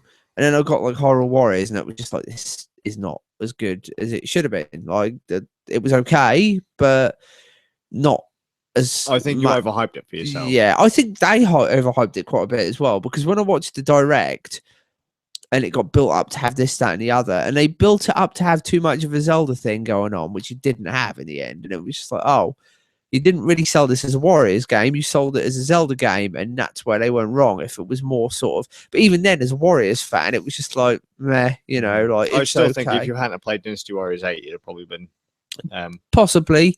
I've been told that's almost certain. Yeah, most people I know that have played it that like it, that didn't suffer from extreme burnout straight away, hadn't played a Dynasty Warriors game either at all or since say 4 or 5. Oh, maybe. Most people that have played the later series. 8 is so shit hot that like well, it there just you go. Then was... you can't compare a half. That's like a half and half here. That's not even a full Warriors game. Even then, no. I think it was over very quickly. I think I would have felt somewhat unfulfilled, because the one thing that made me love 8 so much was the amount of content it had going for it. But you can't, that's what I stressed but that's when we were talking about it. There isn't enough in Zelda to... They've blended 3 fucking games together and there still isn't enough content. Then, like, there's stuff that they could have done, like I said to you with the Gerudo stuff and things like that really would have expanded upon the game and the universe. And it just seems like they didn't bother. Like, it was just easier to go the monster route. And it's just like, okay. Like, yeah, I don't know. It's an okay game, I'd rate it a good 6, 7 out of 10, maybe. If I'm being generous, I'll give it a 7. But, you know. Yeah, and then I was looking at other stuff and the fact that there aren't a lot of games coming out. And it is...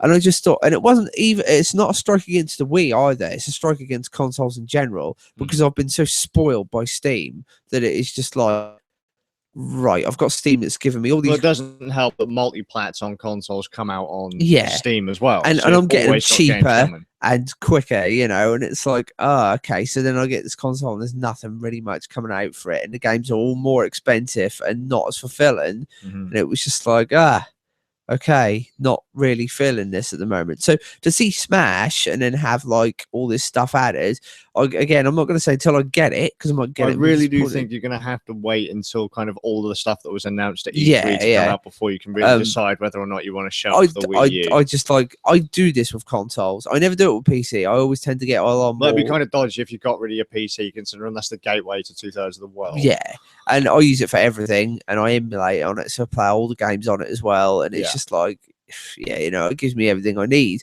Whereas with sort of the consoles, as much as I enjoy consoles, that's more of a specialist thing, really. It is. We'll call consoles a specialist thing. The games that you're not likely to get on a PC. And that's normally why I buy it. I normally buy it for these exclusives. Like, I got the Vita because I want Dragon's Crown. I got the 3DS because I want a Kid Icarus. There's always just like 1 or 2. I'm one of these people that will buy a console for a game. If I see a game I particularly like. See, now I used to kind of do that, but now I'm thinking to myself, like, I wouldn't mind getting a PlayStation 4. But there's jack shit on the PlayStation 4 that I really want to play. Maybe one game, but then I look down the release list and it's like, I wouldn't play any of these. So I'd have a console just sit there and collect dust. At the moment, there's 0 on Xbox One or PS4. I'd want sure. nothing at all. Which is why I went with the Wii. So it was like, oh, I like look at this game, I like look at this game. Yeah. But funnily enough, Smash wasn't one of the games that I was sold on at all. So for this to then pique my interest was like, oh, okay, that's interesting. Yeah. Maybe I'll be pleasantly surprised by a game I wasn't actually looking forward to, as opposed to one I was looking forward to. I'm just looking forward to 8-player Smash battles. Yeah, I see. Now that's one thing. And the fact that you can play offline and online. Yeah, so that's one thing I could see plus... not being bad at all. You know, it's all that's only potentially going to be good. There's nothing bad can be said about that. Like if I do pick the game up, that's one thing that's going to keep me playing it. For sure. So hopefully we'll see. Maybe that'll be the console saver for me. I just want to go one more on Nintendo and the Wii U before we move on. Yeah. So I watched a review recently about Bayonetta 2. Right. It's from Guru Larry. Love Larry and what he does. I'm not saying the review's bad, right? I mentioned one thing in the comments, and everyone jumps on me like they have to defend Nintendo. Good old YouTube comments. Yeah, so all I said was, right, so first off, there's a character in the review, and Larry says he gets on his tits. It's one of these kind of non-native... that's not a British act, like it's an American trying to do a British accent. Oh, right. And it pisses everyone off because it sounds like shit. So Larry mentions this, and I said, yeah, that kid sounds like, the character sounds like a complete tit. Right? Because it just doesn't work. And then I say, it's weird that Bayonetta 2 has come out on the Wii U. It's weird that it's an exclusive. All of a sudden, everyone jumps on me saying, oh, well, of course this is a Nintendo exclusive, because if it weren't for Nintendo, there wouldn't be a Bayonetta 2. It's like, guys, take a step back. I know this. It's like, just chill the fuck out for a second. Oh, well, fucking, I go, it's just weird that they're putting in tits and ass the game on a Nintendo console, because Nintendo are generally, family friendly. Yeah. Yes. No, they're not. They had Mortal Kombat back on the SNES. Yeah, but that isn't like... I was like, so fucking what? I go, they market primarily towards... Oh, yeah, they do. Family. Although there is a point there Definitely. to be raised with the Duke Nukem, and they're taking all the sex out and up at the gore, Yeah, which and was then, just like, what? So they had Duke Nukem. They had Hunter the Reckoning. Brilliant game on the Turok. GameCube. Yeah, Turok Dinosaur Hunter, the fucking Cerebral Bore, and Turok 2. Yeah, sure, they've had adult elements, but you don't tend to... It's not primarily geared towards adults. Yeah, though, for sure. So that's what I mean. Like, so when you look at the Xbox and the PS4... It's geared towards man children like us that like retro games, Yeah, for maybe, sure. sometimes. So when you see, like... When I see the Wii U and they say, yeah, mate, Nintendo has decided they're going to shove a load of money at, like, Platinum Games or whatever to make a sequel for a game and make it exclusive for their console, it just kind of like, it was just a bit weird for me. Brilliant that they did it. I mean, The problem is you'll get like fanboys that'll do this. I don't understand the mentality of people who get upset because a game they have on their console then gets released on another console. Oh yeah, so many people went shit house. That's stupid, because it can only be a good thing if like say you've got this game that's exclusive to Wii, and then like it comes out on Xbox, everybody goes mental because they want their game to be exclusive. I'm like, that's selfish, guys. Come on. It annoys me. If you like a game, you should want everyone to play it. When Sony and Microsoft fans are like, hey, where the fuck's our copy of Bayonetta 2? So, well, if you guys have actually... All right, I get it. You guys liked Bayonetta 2, but obviously the people behind your brand, the brand you're loyal to, didn't like the idea of the game enough to put any funding in there. Nintendo did, and thankfully they were cool enough to put in enough money so that they would remake Bayonetta 1 as well, so you wouldn't have to jump to another platform to play it. If the company you were so loyal to wasn't such a douchebag, maybe you'd have it. Same thing happened with Monster Hunter. Oh, for fuck's sake, why is Monster Hunter coming out on the Wii? Never understand brand loyalty. It's just pick the platform that has the games you like. Yeah. And if a game comes out on another platform, then fucking get that platform. Yeah. So, yeah, that's my little rant over before Nick passes out and deep throats Linford. Yes. So, right, Flashback. We're going to make this one pretty quick, or at least my one anyways. Cool. I want to know what everyone's thoughts are on the Fable Anniversary thing, because from what I understand, Fable, the original version of Fable, costs more to buy on Steam than the Anniversary version. I could be completely wrong there, but I keep seeing places where you can get it really cheap. So if Ramen likes to check that one out. I will now do it now. I'd like to know what people's thoughts are of the anniversary version of Fable over the original one. Unless it's completely changed the way the game works, not interested. Fair enough, bud. I hate Fable. Fair enough. Fable to me signals the demise of Peter Molyneux being a genius. I mean, the guy used to make great games for Bullfrog, and then he was like, "Here's Fable, the game in which you can do anything. Like you can wait for trees to grow, and in 100 years your tree will grow, and then you can cut it down, and yada yada yada. You age in real time, yeah, but that's no good when nobody else does. So you're playing the game, and you're becoming an old man. You don't age in real time anyway. No, you don't. And everybody else is aging. No, well, not aging at all. The whole game was broken, and it was just a disappointing mass of overly promised things that never happened. And it's just like that's the gaming industry in general. But the thing is, I like Peter Molyneux, and it's like for games he's given me in the past, and to just see this guy go downhill and then make worse and worse games. I mean, look at Goddess. It's not even a patch on the original Populous, and that game came out yonks ago and was one of his first games, you know. And yeah, this game that's now being released by this guy doesn't even scratch the surface of that, and it's embarrassing, really. I think Fable's a poor series. It's not really anything I'll ever really follow or be into. Even Stephen Fry couldn't save it. That's how bad Fable is. Fable Anniversary is $26.99. Fable: The Lost Chapter is $6.99. All right, yeah. Then the other way around then. That's how little I was paying attention when I looked it up. I didn't even realize they'd released Fable Anniversary on PC. Apparently that was like a recent thing this year that they released, because that came out. Did it come out before? Oh, did it? All right. I played it. It was I don't know, where can I go wrong? It just went wrong right from the start, to be honest. It's like you're trying so hard to be nice to it. Everything. Combat was poor. Yeah. You soon became so overly powered. You go into an area, and if you left the and like get, oh, hello, I'm a merchant, I need to be escorted. Fine, I'll escort you. Think nice little side mission. But if you leave and come back, he's there again. Yeah. Well, I always question a game that makes me want to be evil as well, and Fable did that. I hated the world. I hated all the people in it. You get that person who's like girl who's meant to be your best friend, and she's just annoying as shit the whole way through the game. I actually remembered the character you were talking about before. I had no idea. And then you get the option to kill her. And I did it without thinking. I was like, yes, off with her head. There we go. Now I've got loads of evil points. I can't remember what I did, but I would imagine I did the nice option because I was being goody two shoes, as I usually am when I play sort of games. It's just the whole mechanics are just really just. The only fun I ever had with Fable was making my character get drunk, going into the bandit camp, rounding up loads of bandits, and then invading one of the villages, just like trashing absolutely everything.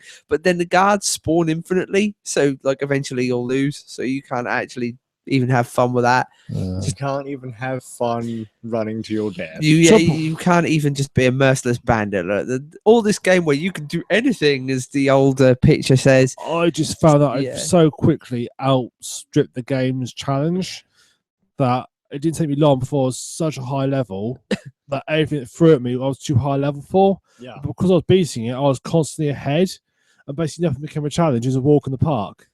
You know, it took me even Treguard from Nightmare, being the voice of the head of the heroes, couldn't save that game. Just everything about it. Just we've just torn Fable a new one, pretty much. Poor Fable. Peter Molyneux, if you're listening, become good again. Make something decent. I do hear him talk in some of these documentaries about games. He's a cool guy, and he's got passion about this is it, the thing. He's full of great ideas. But like I think it might have been because of where he was working at the time. Possibly, and the fact that EA probably killed his dreams by just stealing up Bullfrog and like reducing it to nothing. I think that he's clearly a visionary that's been beaten down by the modern industry. Well, it doesn't help and how shitty he was working for Microsoft, heavily supported the Kinect, and as soon as he was booted out from Microsoft or moved away from Microsoft, he instantly slammed the shit out of it. Yeah. It's just a shame to think that this guy would. Used to be a cool developer, and like these days it's all about money. Yeah, I fucking hate the indie scene so much, but I like aspects of the indie scene. There's areas. The thing is, the popular indie scene. It's not important. It just means you're independent. Yeah, that's what I mean. It's not a fucking label. Yeah, there's indie games that come out that are good just because they're independent, but the scene, as it were, and this the whole fact that they're all up each other's asses and that awards thing. What was it? They did that indie awards thing where it was basically confirmed recently that it was all fixed so that certain people were winning the awards and stuff. And that's why Phil Fish got one, even though his game's shit and he sucks in. It's just like, yeah, well, you know, if you're surely once you've got an award that's over for a small group of people, by definition, it's fixed. Because the awards were done by panel, wasn't done by popular views vote. So Shay, by definition, but everybody got an award. So that's it like was saying, it's like here, have an award for being special. You know, it's just like took part. Life has just no like losers. ass pats and stuff, and it's I don't know. It's sycophantic. well, you're gonna behaviour find that out of any makes- award ceremony, I'm afraid. It just makes me feel pretty ill, to be honest. The whole thing was just the indie scene is it is. It's the hipster side of it that gets Yeah. all of the that gets all the attention. Most of the hipsters' games are shit. Fact, So actually. I'll side with you on that one. Fact. it just they suck, you know. The ones that don't get involved in that, I prefer stuff like Hotline Miami and all that kind I of love stuff. the incredibly small studios that you don't hit. They don't pop up on a million websites. And like I They always make incredibly polished games, and you can tell they were passionate about it. I mean, a good example being what we was talking about the other week with Warhorse's game that was coming out, Deliverance. Like that's a prime example of a small studio that you don't associate with that stupid indie scene or whatever it So is. I like Strike Suit Zero and stuff like that. And I'll always That's really rad. I've always said it recently is that those Eastern European developers are what are going to save the Western side of the industry for me. Oh, because definitely, they're I agree. just- I actually agree with you. They're gonna say bringing that out- wasn't an independent studio, but whatever. The thing with them is like they will bring out games they want to make. They don't Yeah. do it to hit any specific target to make any They demographic find happy. their audience. I and they're mean, like, shit, we yeah, like this kind precisely. Of game. I Let's mean, make this game. I mean, with the simulators and everything else, they're making the games they want to make, and they know that they've got their own audience for those games, mean, and that's good. Just think, you've got Metro, Stalker, Armor, The Witcher. Witcher, all really detailed, really nice games, and Clearly have a hell, lot of Farming effort and Simulator, chuck passion that put in there, into them. Euro Trucks in all that. Well, Farming Simulator definitely deserves screen. I mean, look at the fan base it has. It's a big game. There's a lot of people that like that game. And to think when it came out, it was laughed at. When it came out, the whole premise was just mocked. And then everybody bought it or bought into it. And people really enjoyed it. You know, it sold. And I think that side of the industry seems more professional to me than what gets big journalism and in the media and stuff and all this utter shite that just gets bigged up because of the You don't have to like games to be a games journalist. no precisely. And yeah, I mean that Deliverance by Warhorse, the amount of stuff that has been put into that game, the amount of work and the amount of polish, and you compare it to some of this half-ass shit that the indie scene brings out, and it's just like, yes, you know, you might be popular in the magazines and stuff, but when it comes to the actual gamers, when you start talking to me like indie is an actual thing, yeah, like that's a category you should be classed as, like a that's not genre like, in itself. the Like, hell, seriously, no. Yeah, You're just an independent developer. Pull your head out your ass. yeah. You know, you're not a take rock your star of the gaming take your scene. lenses glasses off. You know, I think the trouble people forgot is that there was a little spate of people were pushing the good indie games, and that's all that got pushed. And everybody sort of have now associated that indie means it's going to be a good game, yeah, but it's yeah, not actually absolutely. true. The same rule applies to mainstream games as it applies to indie games. There's Look up indie good games on decent games Steam out and there. look at some of this shit that is Yeah, coming There's out. a lot of It's crap just out there as well. We have said ourselves, I believe, in one of the earlier podcasts, that indie Sturgeon's developers Law. are probably going to be, you know, like the messiahs right now of the games industry. But Yeah. you have to dig through a hell of a lot of shit Oh, to yeah. find the gold. But when you do, But they're doing the stuff that mainstream won't do. See, usually I find that if I've never heard of this indie developer, like they've not had their names plastered all over a website or whatever, and Yeah. I play the game, I'm like, fucking hell, this is actually a really good game, and I'll play it, and I won't even realise it's an independent studio. I mean, I maybe it's petty of me, but developers, if I know they're in that clique, that specific Oh, yeah, for clique sure. that Phil Fish is in, and all those other indie devs that are in that clique, I will not buy their games. I hate just to won't say, I'm do starting it. to notice a lot of there are a lot of indie developers that are banging out the same kind of game Yeah, as the and other most guy. of them, if you look at them, have zero work put into them, like no Probably. work whatsoever. We're talking bare bones stuff that you're paying more for some of these games than you would be paying for a game that's packed with content that's going to last you a long time.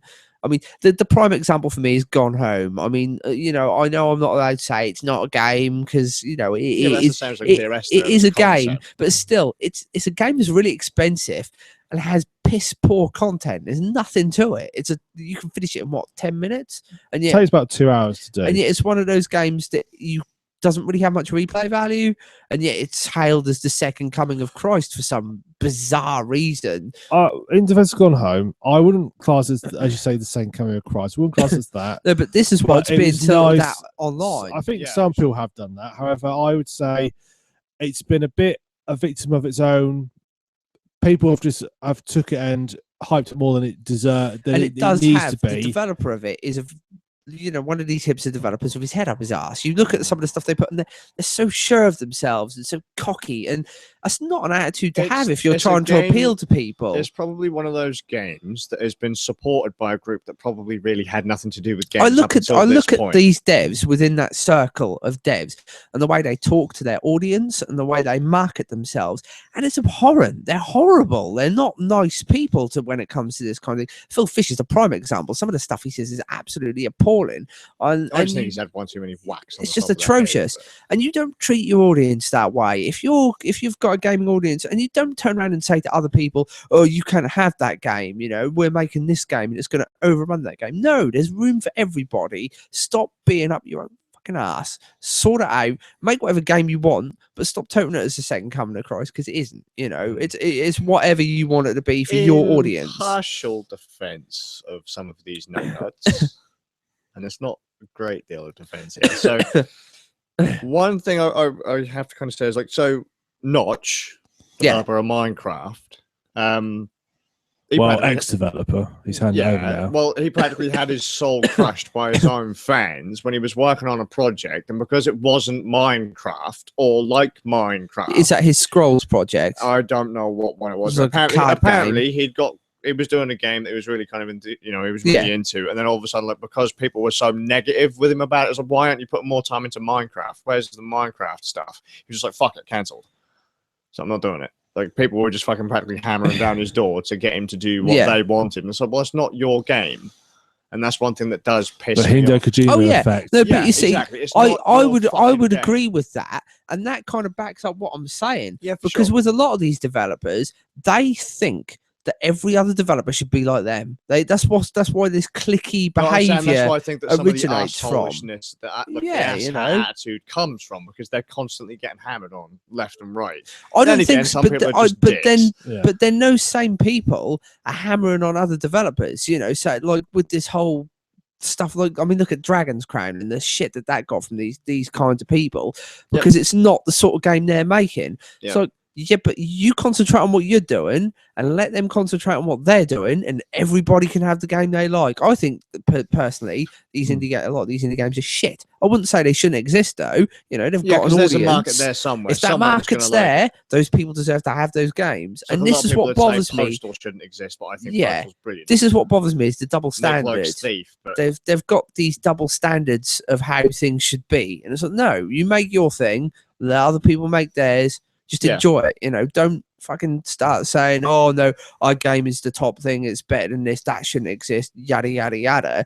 It's boring rhetoric that nobody wants to hear spammed. It's just daft, and as you can hear, it makes me very irate. I get really annoyed with. We can't tell. No, man, you seem so chilled. The steam isn't coming out your ears or anything.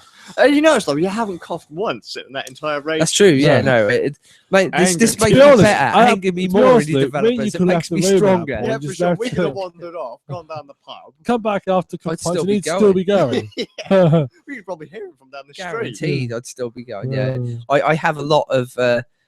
There's a lot of problems within the gaming industry that make me annoyed, and I think it stems a lot from these kinds of people. They're just a lot of them don't even like video games. They make things that I would say can't even be classed as games sometimes, and they might be what I would say are experiences that are slightly interactive. And, Yeah. you know, if that's what you want to do, fine. I'm not going to knock it. But when you're coming in and saying, oh, this is what the game is, no, just fuck off. You know, look, we've been in this hobby a lot longer than you. Let us enjoy it. Stop Yeah. trying to hammer down our door and ruin everything that we're enjoying, and just make your own thing. Just remember, the indie scene has been around since tape decks and like, Yeah, precisely. Ataris and Commodores and that. As soon as people could write code on their machines. Remember magazines that used to there's been come indie with. games. You remember magazines that used to come with the cassettes for like the Amstrad CPC and sure. stuff, with games that people had made on them. Like, There were pages in books full of code that you could manually type in and then play the bloody game if you didn't find a syntax error partway through where you forgot to put in like a semicolon or something.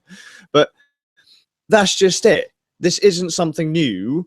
Just because now you've got some bellend with fucking lensless glasses on, it doesn't make it something new. It doesn't make it something cool.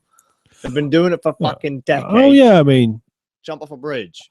I mean, you've got Introvision. You've got people like, well, you could be really silly. You've got people like, it's technically indie is Valve. They're technically indie. yeah. You've got people like PopCap, technically indie. A very big indie. You've got Stardock. They're independent, I think, at the moment. There's a Galaxy. There's a lot of people out there who've been around a lot of years. Yep. Oh yeah. But don't get the love, as it were. They sort of, it's, as you say, it's been. They're not part of the scene Yeah. now, man. They get love from proper gamers, from people who actually play games, but these people that seem to just jump on any bandwagon and do it because it's the popular in thing. I think that gaming recently has pretty much become a bit of a popular thing, hasn't it? It's become a bit of a I can't think of what the word I'm looking for, but like a popularity party, as it were. Look at me, you know. Media. Yeah. Like, you know, years ago, you wouldn't be able to go to a college around here to do film studies. Yet now, since, you know, YouTube and people, there's a lot of money in that kind of stuff. Everyone now wants to be a filmmaker. Yeah. Now everyone wants to be a games dev. Yeah. Yep. Doesn't always work. No. Look at the Ouya games for that. Because that's all you'll sit. Fist of Crapson. Successfully kickstarted, by the way. That was. I feel sorry for those poor people. I was going to say, that isn't saying much considering some dickhead in his bowl of noodles or whatever it is getting kickstarted. I don't know. There's some daft stuff on Kickstarter. Get rates in money. Go, wasn't it? It was something like that. Yeah. Either way, people are getting paid to just do nothing and make. There's a lot of shit. If you want to give it, if someone wants to, if they're put fool something enough to stupid do up it, there, people knowingly give the guy money. Yeah, more fool them. I'm not entirely sure though if Kickstarter works for games development though.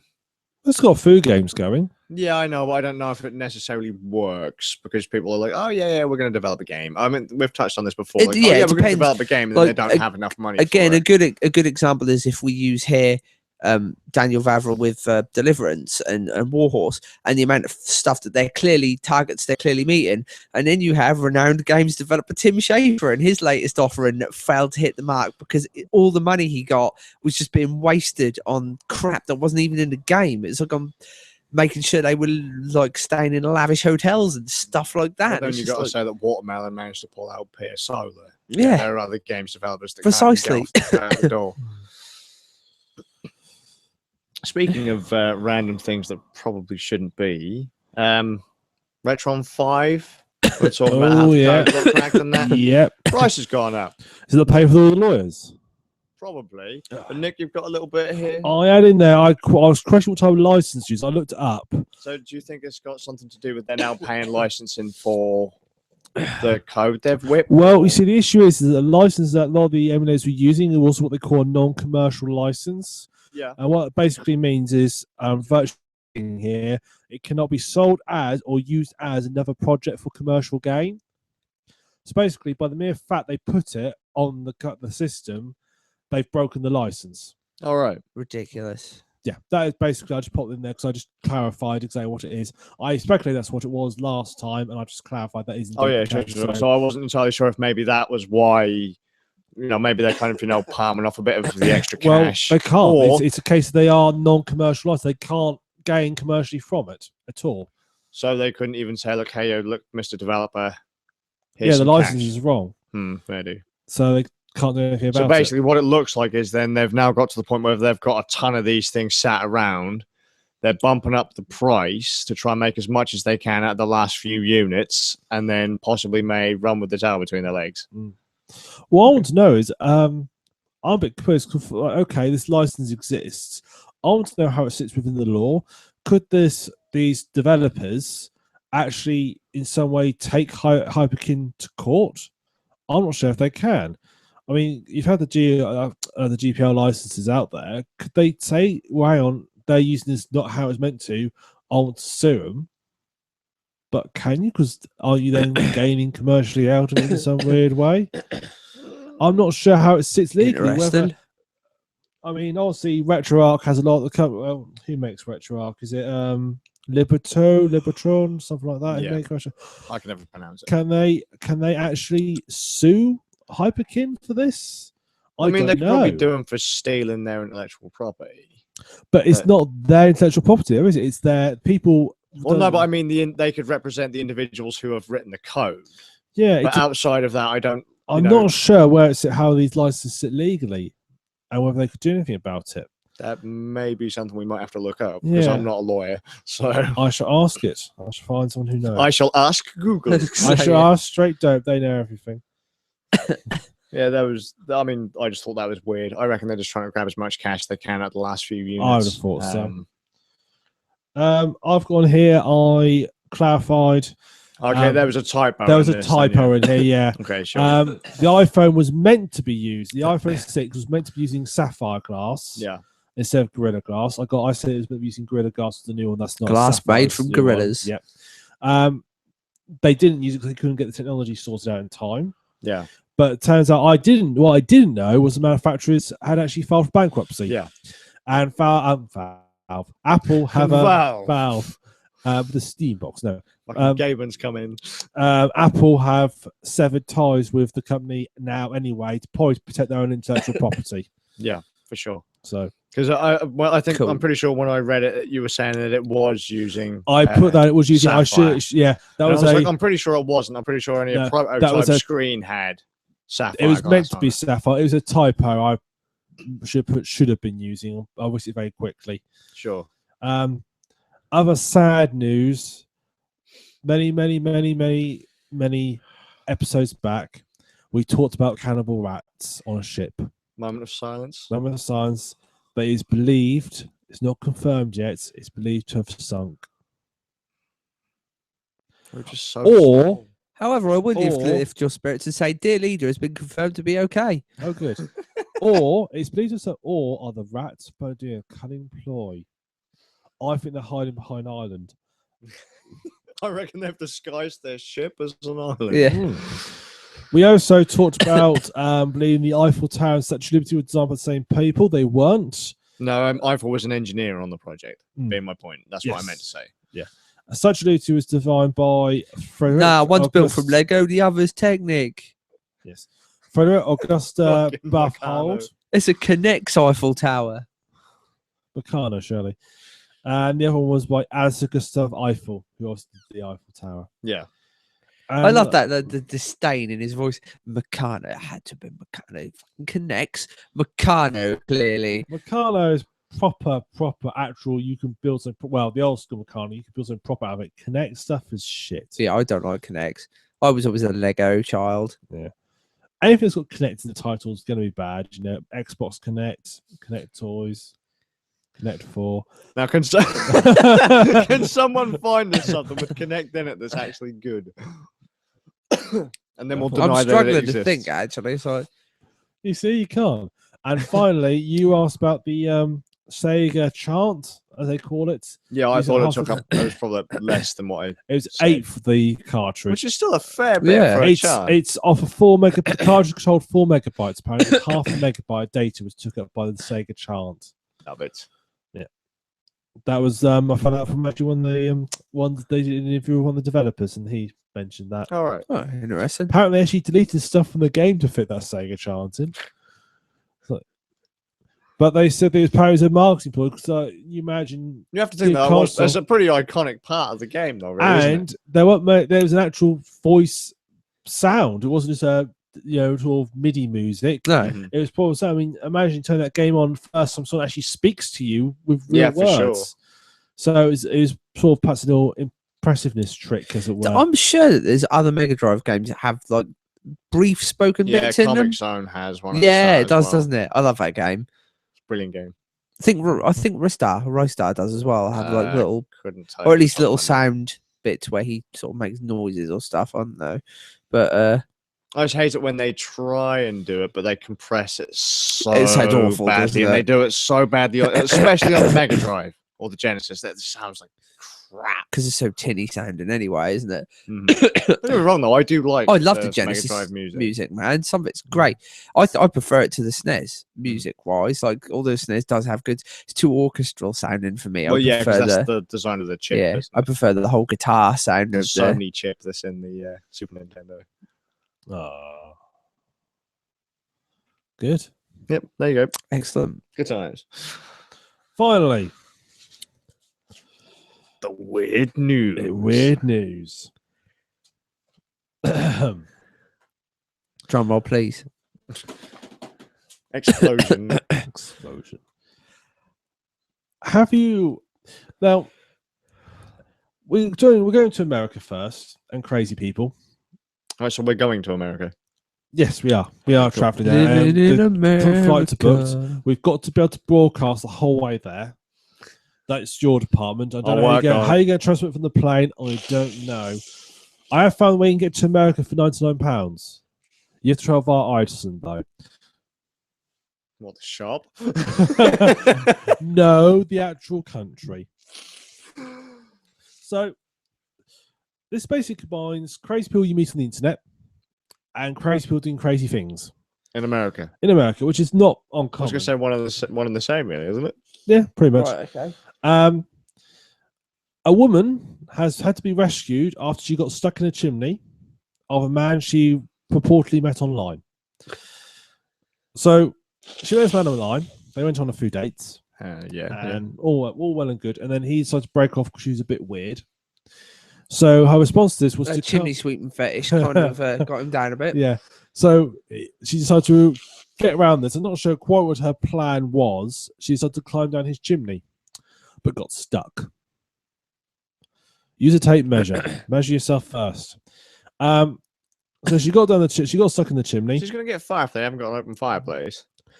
Sounds like the sort of out. shit a nursery rhyme should be written around, really, doesn't it? So she got stuck in the chimney, and then the firefighters basically got a report from neighbours saying they could hear crying. When they got there, they chisel away the chimney to get her out and use lubricating washing up soap to get her out. Once she got pulled out, she was promptly arrested because she shouldn't have been the property.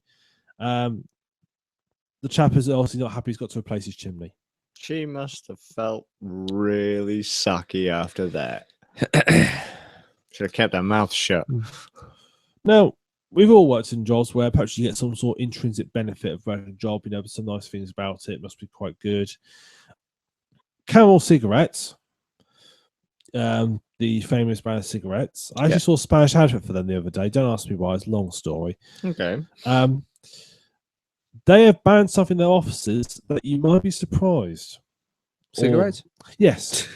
They've banned smoking in their offices. Yeah, makes sense. You can't smoke in their offices, conference. You can't smoke in conferences, offices, hallways, or elevators until they're gonna hold the ban off until they build some smoking sheds outside people. Apparently, it's already banned in the factory floor, presumably because they could set fire to everything. Because I'd hope so. Cafeterias and the fitness center.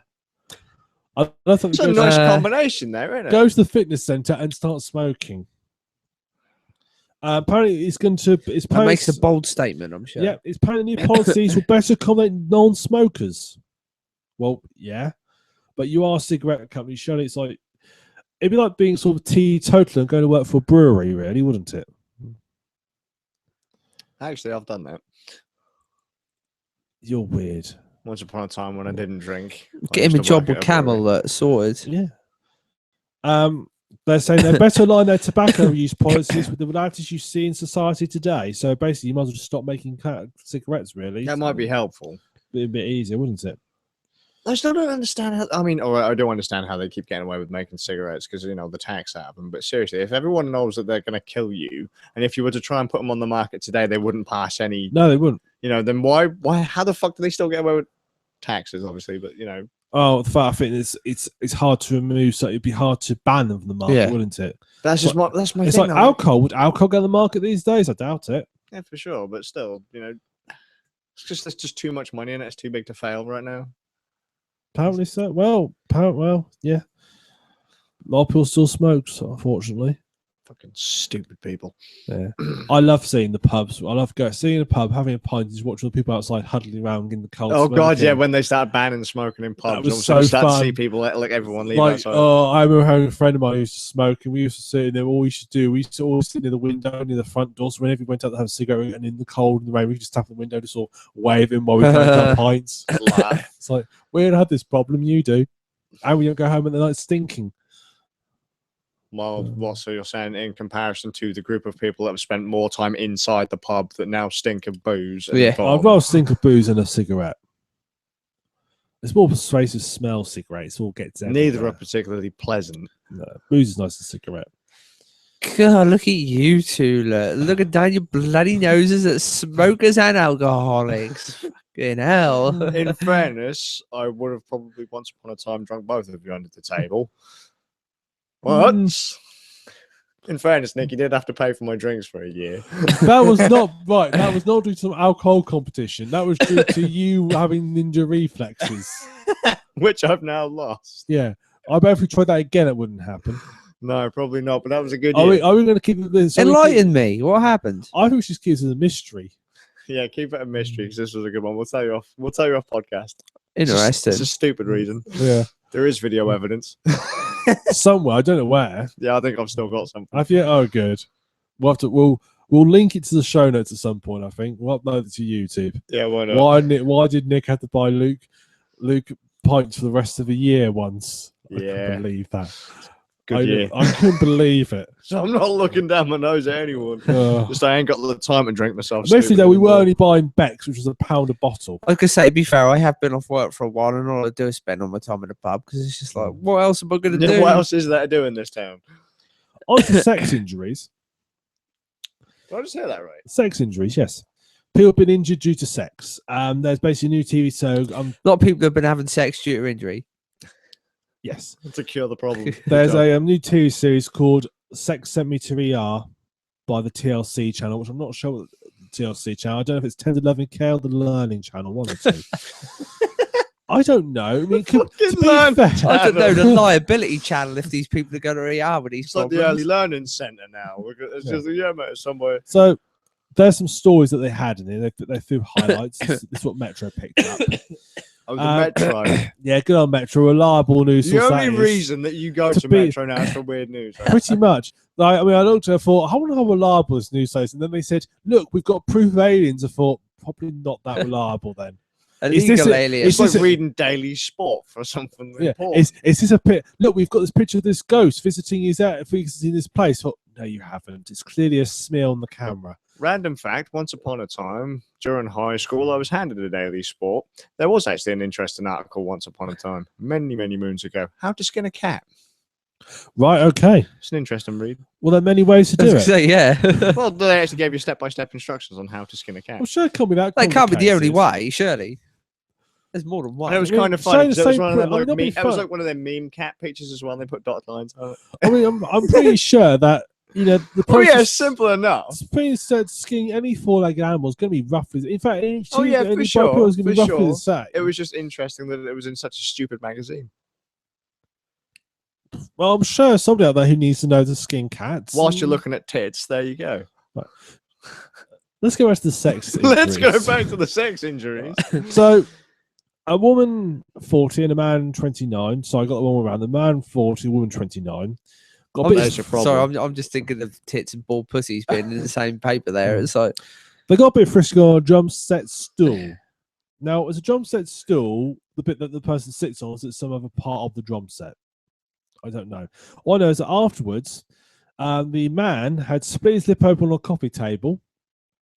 Don't ask me how. See, now notice that one in a sexual injury because the man had split his lip open on a coffee table. Had it been the other way round, still would have been the but perfect his story for testicles had this. swollen up to the size of oranges. For some reason, he said he's unable to put on his skinny jeans. Well, yeah. So he had to go to a hospital and his wife's, his other half's flowery skirt. Wait, how the fuck old is this dude? 40. What the fuck are you doing wearing skinny jeans for? He's in a band. Clearly a head injury as well. I'm trying to work He's in a out- band. He's in a band that they all do that. All these musicians in their skinny jeans. But I just If didn't I was quite- in power, that shit would be outlawed straight away. I'm trying to still work at the chain of events. They have sex on the stool, and then he wakes up hours later on a sofa, and his balls are swollen. I'm trying to work out sex still because his balls swollen. I'm not. Wailed on by I'm drumsticks. not. I'm not a doctor. I will just point out I'm not. I don't know how this works. Well, you could practically be a vet. Just, Then pretend he had to you wear know. a skirt afterwards. It's like, yeah. I'm It's an not- excuse. She punched him in the wang. I think if I walked in and found two sheep having sex on a drum stool, my first was, where did you learn to play the drums? No one ever said you have to have this shit because you know what to do with it. It's just, to obviously get laid or something. Another injury. A woman, 28, turned to work where her firefighter husband was, and she had to give him a birthday surprise. What do you think she brought with her? This is at work, I'll point out. She bought a box of adult toys. She gagged him, right? But then it all went wrong because his jaw locked on his ball gag and he began choking, right? So she called for help with his fellow firefighters, right? So they tried to remove it, but no luck. So they had to take him to an ambulance, to hospital. That was the most disturbing episode of Fireman Sam I'd ever seen. Oh dear, that's terrifying. Now this is a bit more of a straightforward one. A lawyer went to A&E in agony after his wife kicked him in the balls after she caught him with another woman. But what makes it amusing is the other woman, which was his mistress, didn't know he was married, and him and this mistress's wife got chatting. This mistress happened to be a divorce lawyer. She's now hoping the wife divorce him. Aha! I knew there was going to be some kind of dodgy twist there. Yeah, so I thought that was quite fun. That's probably an upcoming injury, dodgy twist. I can see it happening. Finally, another man, on the advice of a friend, he wanted to sort of have a good first night. So his friend gave him advice of eating watermelon. Apparently that's an aphrodisiac, supposedly. He tried it, didn't work. So he thought, I know what I'll do. I'll rub said watermelon onto my willy. Okay. They then engaged in sex. What he didn't realise that his girlfriend was allergic to watermelon, and she gave oral sex.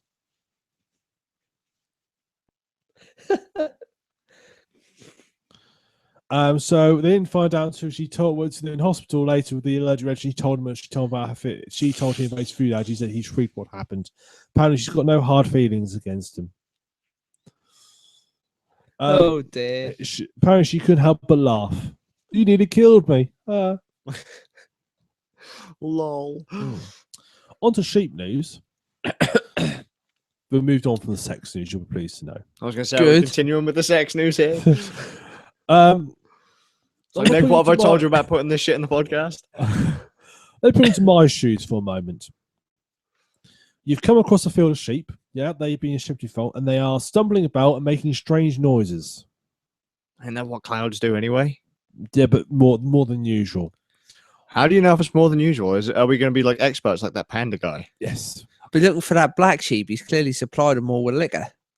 Well, at first they were trying to work out what happened, and then the woman found that some rubbish had been dumped. On further inspection, she found the dumped rubbish was cannabis plants.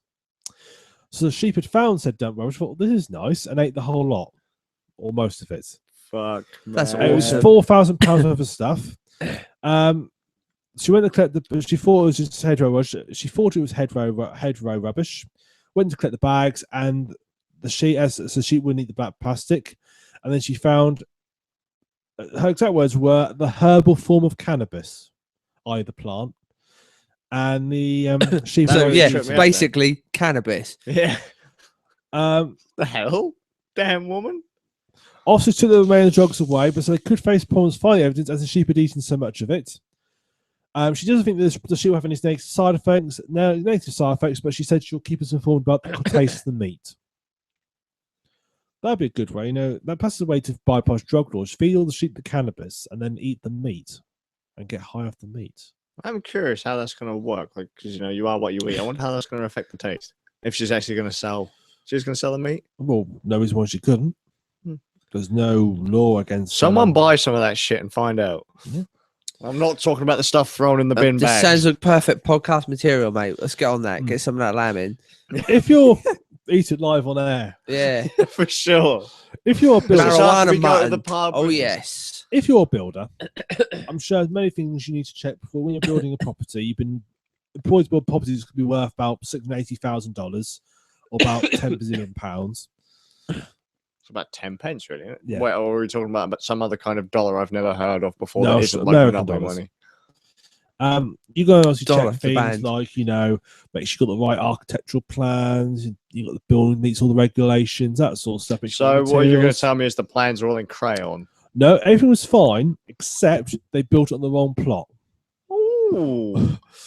So How? they built on the plot next door. The amusing thing is 2 surveyors have both been to site and both missed this problem. Oh, So dear. the couple Do they turned still have their jobs? I assume not. The couple still 6 months after it was started and built. The couple turned up to find it and discovered that they built on the plot next door by accident. Now, surely you'd have been there the day they started the build. You would have thought so. You'd have gone and say, "Hey, let's see the beginning of the ceremony." Thought, "Hang on, that's not right." Go over there, meet the team, say hey. At least once in the 6 Have a months. cup of tea. Yeah, for sure. Like fucking that much money, and you're like, well, I mean, 10p ain't really a lot of money these days, but fucking, what the hell? It won't buy you a Freddo, that's for sure. No. Controversial anymore. issue right there. The builders, Bit too controversial for the podcast. We'll leave that one aside. the builder is obviously is in the process of trying to negotiate a settlement between the 2 landowners. Obviously, trying to see if he can sell the other plot of land. Well, whoever owned the other plot was like, fucking hell, man, free house. Shit, there's loads of stuff happening on my land. I Yeah. won't tell him a thing. Yeah, why not? Too right. You've come home you've been out for a nice heavy night drinking. You've come home, you decide to have. You've got a nice kebab. Well, you don't. You don't need to get a nice kebab because you've got some spaghetti. You haven't been drinking meatballs. too much because you don't want to smell of the alcohol and you've been laughing at the smokers outside. You need to come back because you don't need a kebab because you've got some spaghetti meatballs waiting for you at home. So you go home, but you discover your flatmate, in trying to be helpful, has thrown them away. What is the mature response? I don't know. Eat him. Wander pissed to the shop and get more. Possibly, but you'd be wrong. The correct response is to set him on fire. Fuck me. So this woman comes back. Her name's Dawn Sellers. She comes back at 2:30 a.m. Flows into a range when a chap called Carlos Ortez had thrown away her meal. So she douses him with nail polish remover and sets him ablaze. Why he allowed her to douse him and then stand closer to let her set fire? His friend helped put the flames out and get him to hospital. Mrs. Sellers then fled the scene, and then proceeded to go live with her stepfather, and where police arrested her. How old and where from? She is 33. Fucking hell. I haven't got an address yet. Clearwater, That's a spicy Florida. meatball. Florida. There we go. Neighbor says he's just about the man who was burnt. He's just a nice man. He's trying to get help to the girl. He even took care of her dogs. Should Which try to makes eat it them. worse. Yeah, I was going to say, hang on a minute. If you're drunk and you decide to break in somewhere, what would not be a good idea? You go in, so you've broken into the house, and the occupants are still at home. What would be a good idea? Leave. Don't take a selfie whilst you're in Not their drunkenly toilet. use their toilet. That would probably be the best idea. Well, you see, you're all wrong. Again, Don't go you upstairs still to not bed. do- Yes, that's what you do with them. Alright. A boozed up Robert Declan at the age of 20 decided to climb into the bed with the 2 women on the 15th of March. They woke up a little while later to the horror to find he was lying next to him. He apparently sexually assaulted one of them, the pair, both 23, shouting him to get out, prompting him to abandon some of his clothes and trays and flee from the scene. This is in Staffordshire. Oh, Staffordshire. So he's now been sent to prison for 6 months. So classy. Good old things. There'll probably be bed sharing there too, but it wouldn't be quite so pleasant. Oh dear. You committed a crime. Yes. You've stolen £40,000 from a neighbour next door. You want to try and get away with it. How do you do it? How did I manage that? As an old man, you just told me you were going to invest or something and got away with it. I get away with it because that amount of money is what they spent building the house on my plot of land, so I don't have to worry about it. Well, you're doing really badly tonight, guys. No, what you do is you pretend you're in a coma for 2 years. Wow.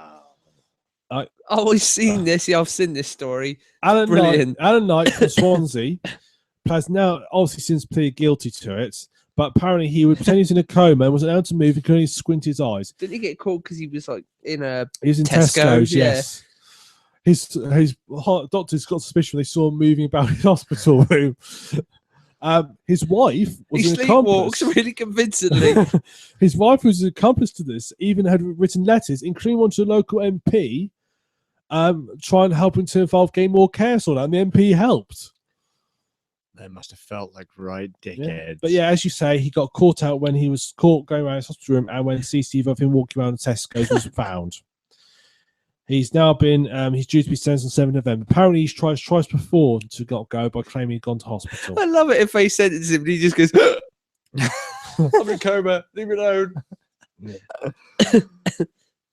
Pumpkin festivals. Just 1 second, quickly. Wait. He was in hospital, caught moving about. Yes. And he was caught in Tesco's. Wait, you said he was at home in Tesco's, or he managed to leg it from the hospital without anyone spotting him? He also clearly needs something urgently from Tesco's. He must be the fucking fastest man alive. I'm guessing it's like the claim of from when he was in a coma, they had CCTV of him in Tesco's found before he'd been put in the hospital. So. It wasn't very well written. So both sides, I found on 3 different sites, it all weren't very clear, this sequence of events. They probably weren't all that clear to him either, because he was in a coma. Yeah. Pumpkin festivals. Oh yeah. We're also getting close to Halloween, and I believe in some other big country, it's quite a big deal. I think they have they put some decorations in Pumpkin Land, Halloween Town. Yeah. So pumpkin festivals, obviously a fun for the family. So, would you be surprised to discover that the one little pumpkin festival involved riot police going out to it? I was going to say, well, they do catch someone doping something. Well, basically, some students, apparently, as always students, drunks interfered and disrupted the event. So police had come in, including not only did they come with riot shields, batons, but they also bring tear gas with them as well. Yeah, bloody students. Yeah. Deserve it. Students. Apparently, at least 1 car and 2 dumpsters have been overturned. Devastating. Not by the riot police or the students. It's not the pumpkins. It's not been made clear. More people transported to hospital as a result. Just transported there. Nothing happened to them. Just got transport there. For a free ride. The students were subdued by paintballs, pepper spray, and tear gas. I'm pretty sure only one of them would have been enough, but you've got to make sure. You've got to be sure. You've got to be sure. Remove the head or destroy the brain. They have made the local mayor's made announcements denouncing the event and what's gone on with it. He said that it's been ruined by the students, apparently. I thought he obviously didn't think that they add a bit more to the fun. Apparently, the pumpkin festival happens every year, and they get some and it's very popular. Every year the fucking students ruin it. Yes, indeed. Bastards. And that's the end of weird news. I have to say, it's one of the best weird news I had in a wee while. There's some good ones this one. So you are very dependent on how mad people have been. Yeah. You are very dependent on how well the Metro can type. Yes. You'd be surprised whenever I copy and paste into the Word. See, it's only because the last few weird news errors it picks up, spelling errors. That's because the last few weird news we've had, that guy was still in the coma. So, we didn't have to laugh at his expense. Yeah. No. So, where can you find us? WowNerds.com. You can tweet us at Rand Nerds. We don't look at Twitter, but you could still tweet us. I was going to say, does anyone look at the Twitter account? I tweet stuff to it automatically, but I never look at it. Wow. YouTube.com/Rand Nerds. You can follow us on Google Plus at +Rand Nerds. Facebook.com/Rand Nerds. You can follow our Steam community for Rand Nerds. And if you've any ideas, suggestions, comments, feedback, you can email us at comments@Rand Nerds. Look, someone actually send us a bloody email. We don't need to. Our PA looks after it. Don't do that. It'll be a complaint.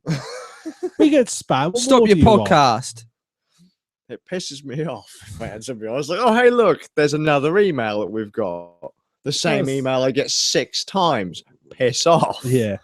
Send us an actual decent email, a Yeah. proper email, a comment. Something. Yeah, make us feel Oh. loved, guys. Like, this ain't fair. Yeah. The amount of work I put into this. It's been Yeah, like, I literally spend minutes sorting doing this out. this. I mean, come on. You just get emails going, hey, you wankers, your podcast is fucking shit. That'll be And then I'll good. be all like, it's all right. Cool that. Well, Any I ain't recognition the is one good recognition. I ain't the one fucking sitting there for 3 hours listening to it, so I don't really care. Why? So yeah, 'cause I'm the one that's to edit it. Oh, my life is over. You're going to have to edit every this podcast. No, that's not happening, mate. I can remember doing that when Nick was cutting his fucking line. Bastard. If I'm going to start editing out your coughs, his breathing, and my foul language, we won't have a podcast left. That's all right. Like, yeah, episode 23. You might have a few of my inappropriate Nothing. comments. Well, When's the last time I had to edit out an inappropriate I comment? don't know. I can't even remember what I edit out the podcast half the time. The appropriate comment. Yeah, for sure. The only stuff I leave in's weird news. Fair enough. Right then. Well, thank you very much for watching. Indeed. I've been the Suffolk Ram. All listening. Or Audio. listening. Thank you very much for watching / listening / communicating telepathically. I've been the Suffolk Ram. I've been slightly dying bad. Scares ears. Thank you very much. See you in a fortnight's time. Cheers, guys. Yay. Look, there's a cat. There's a cat asleep on my audio recorder.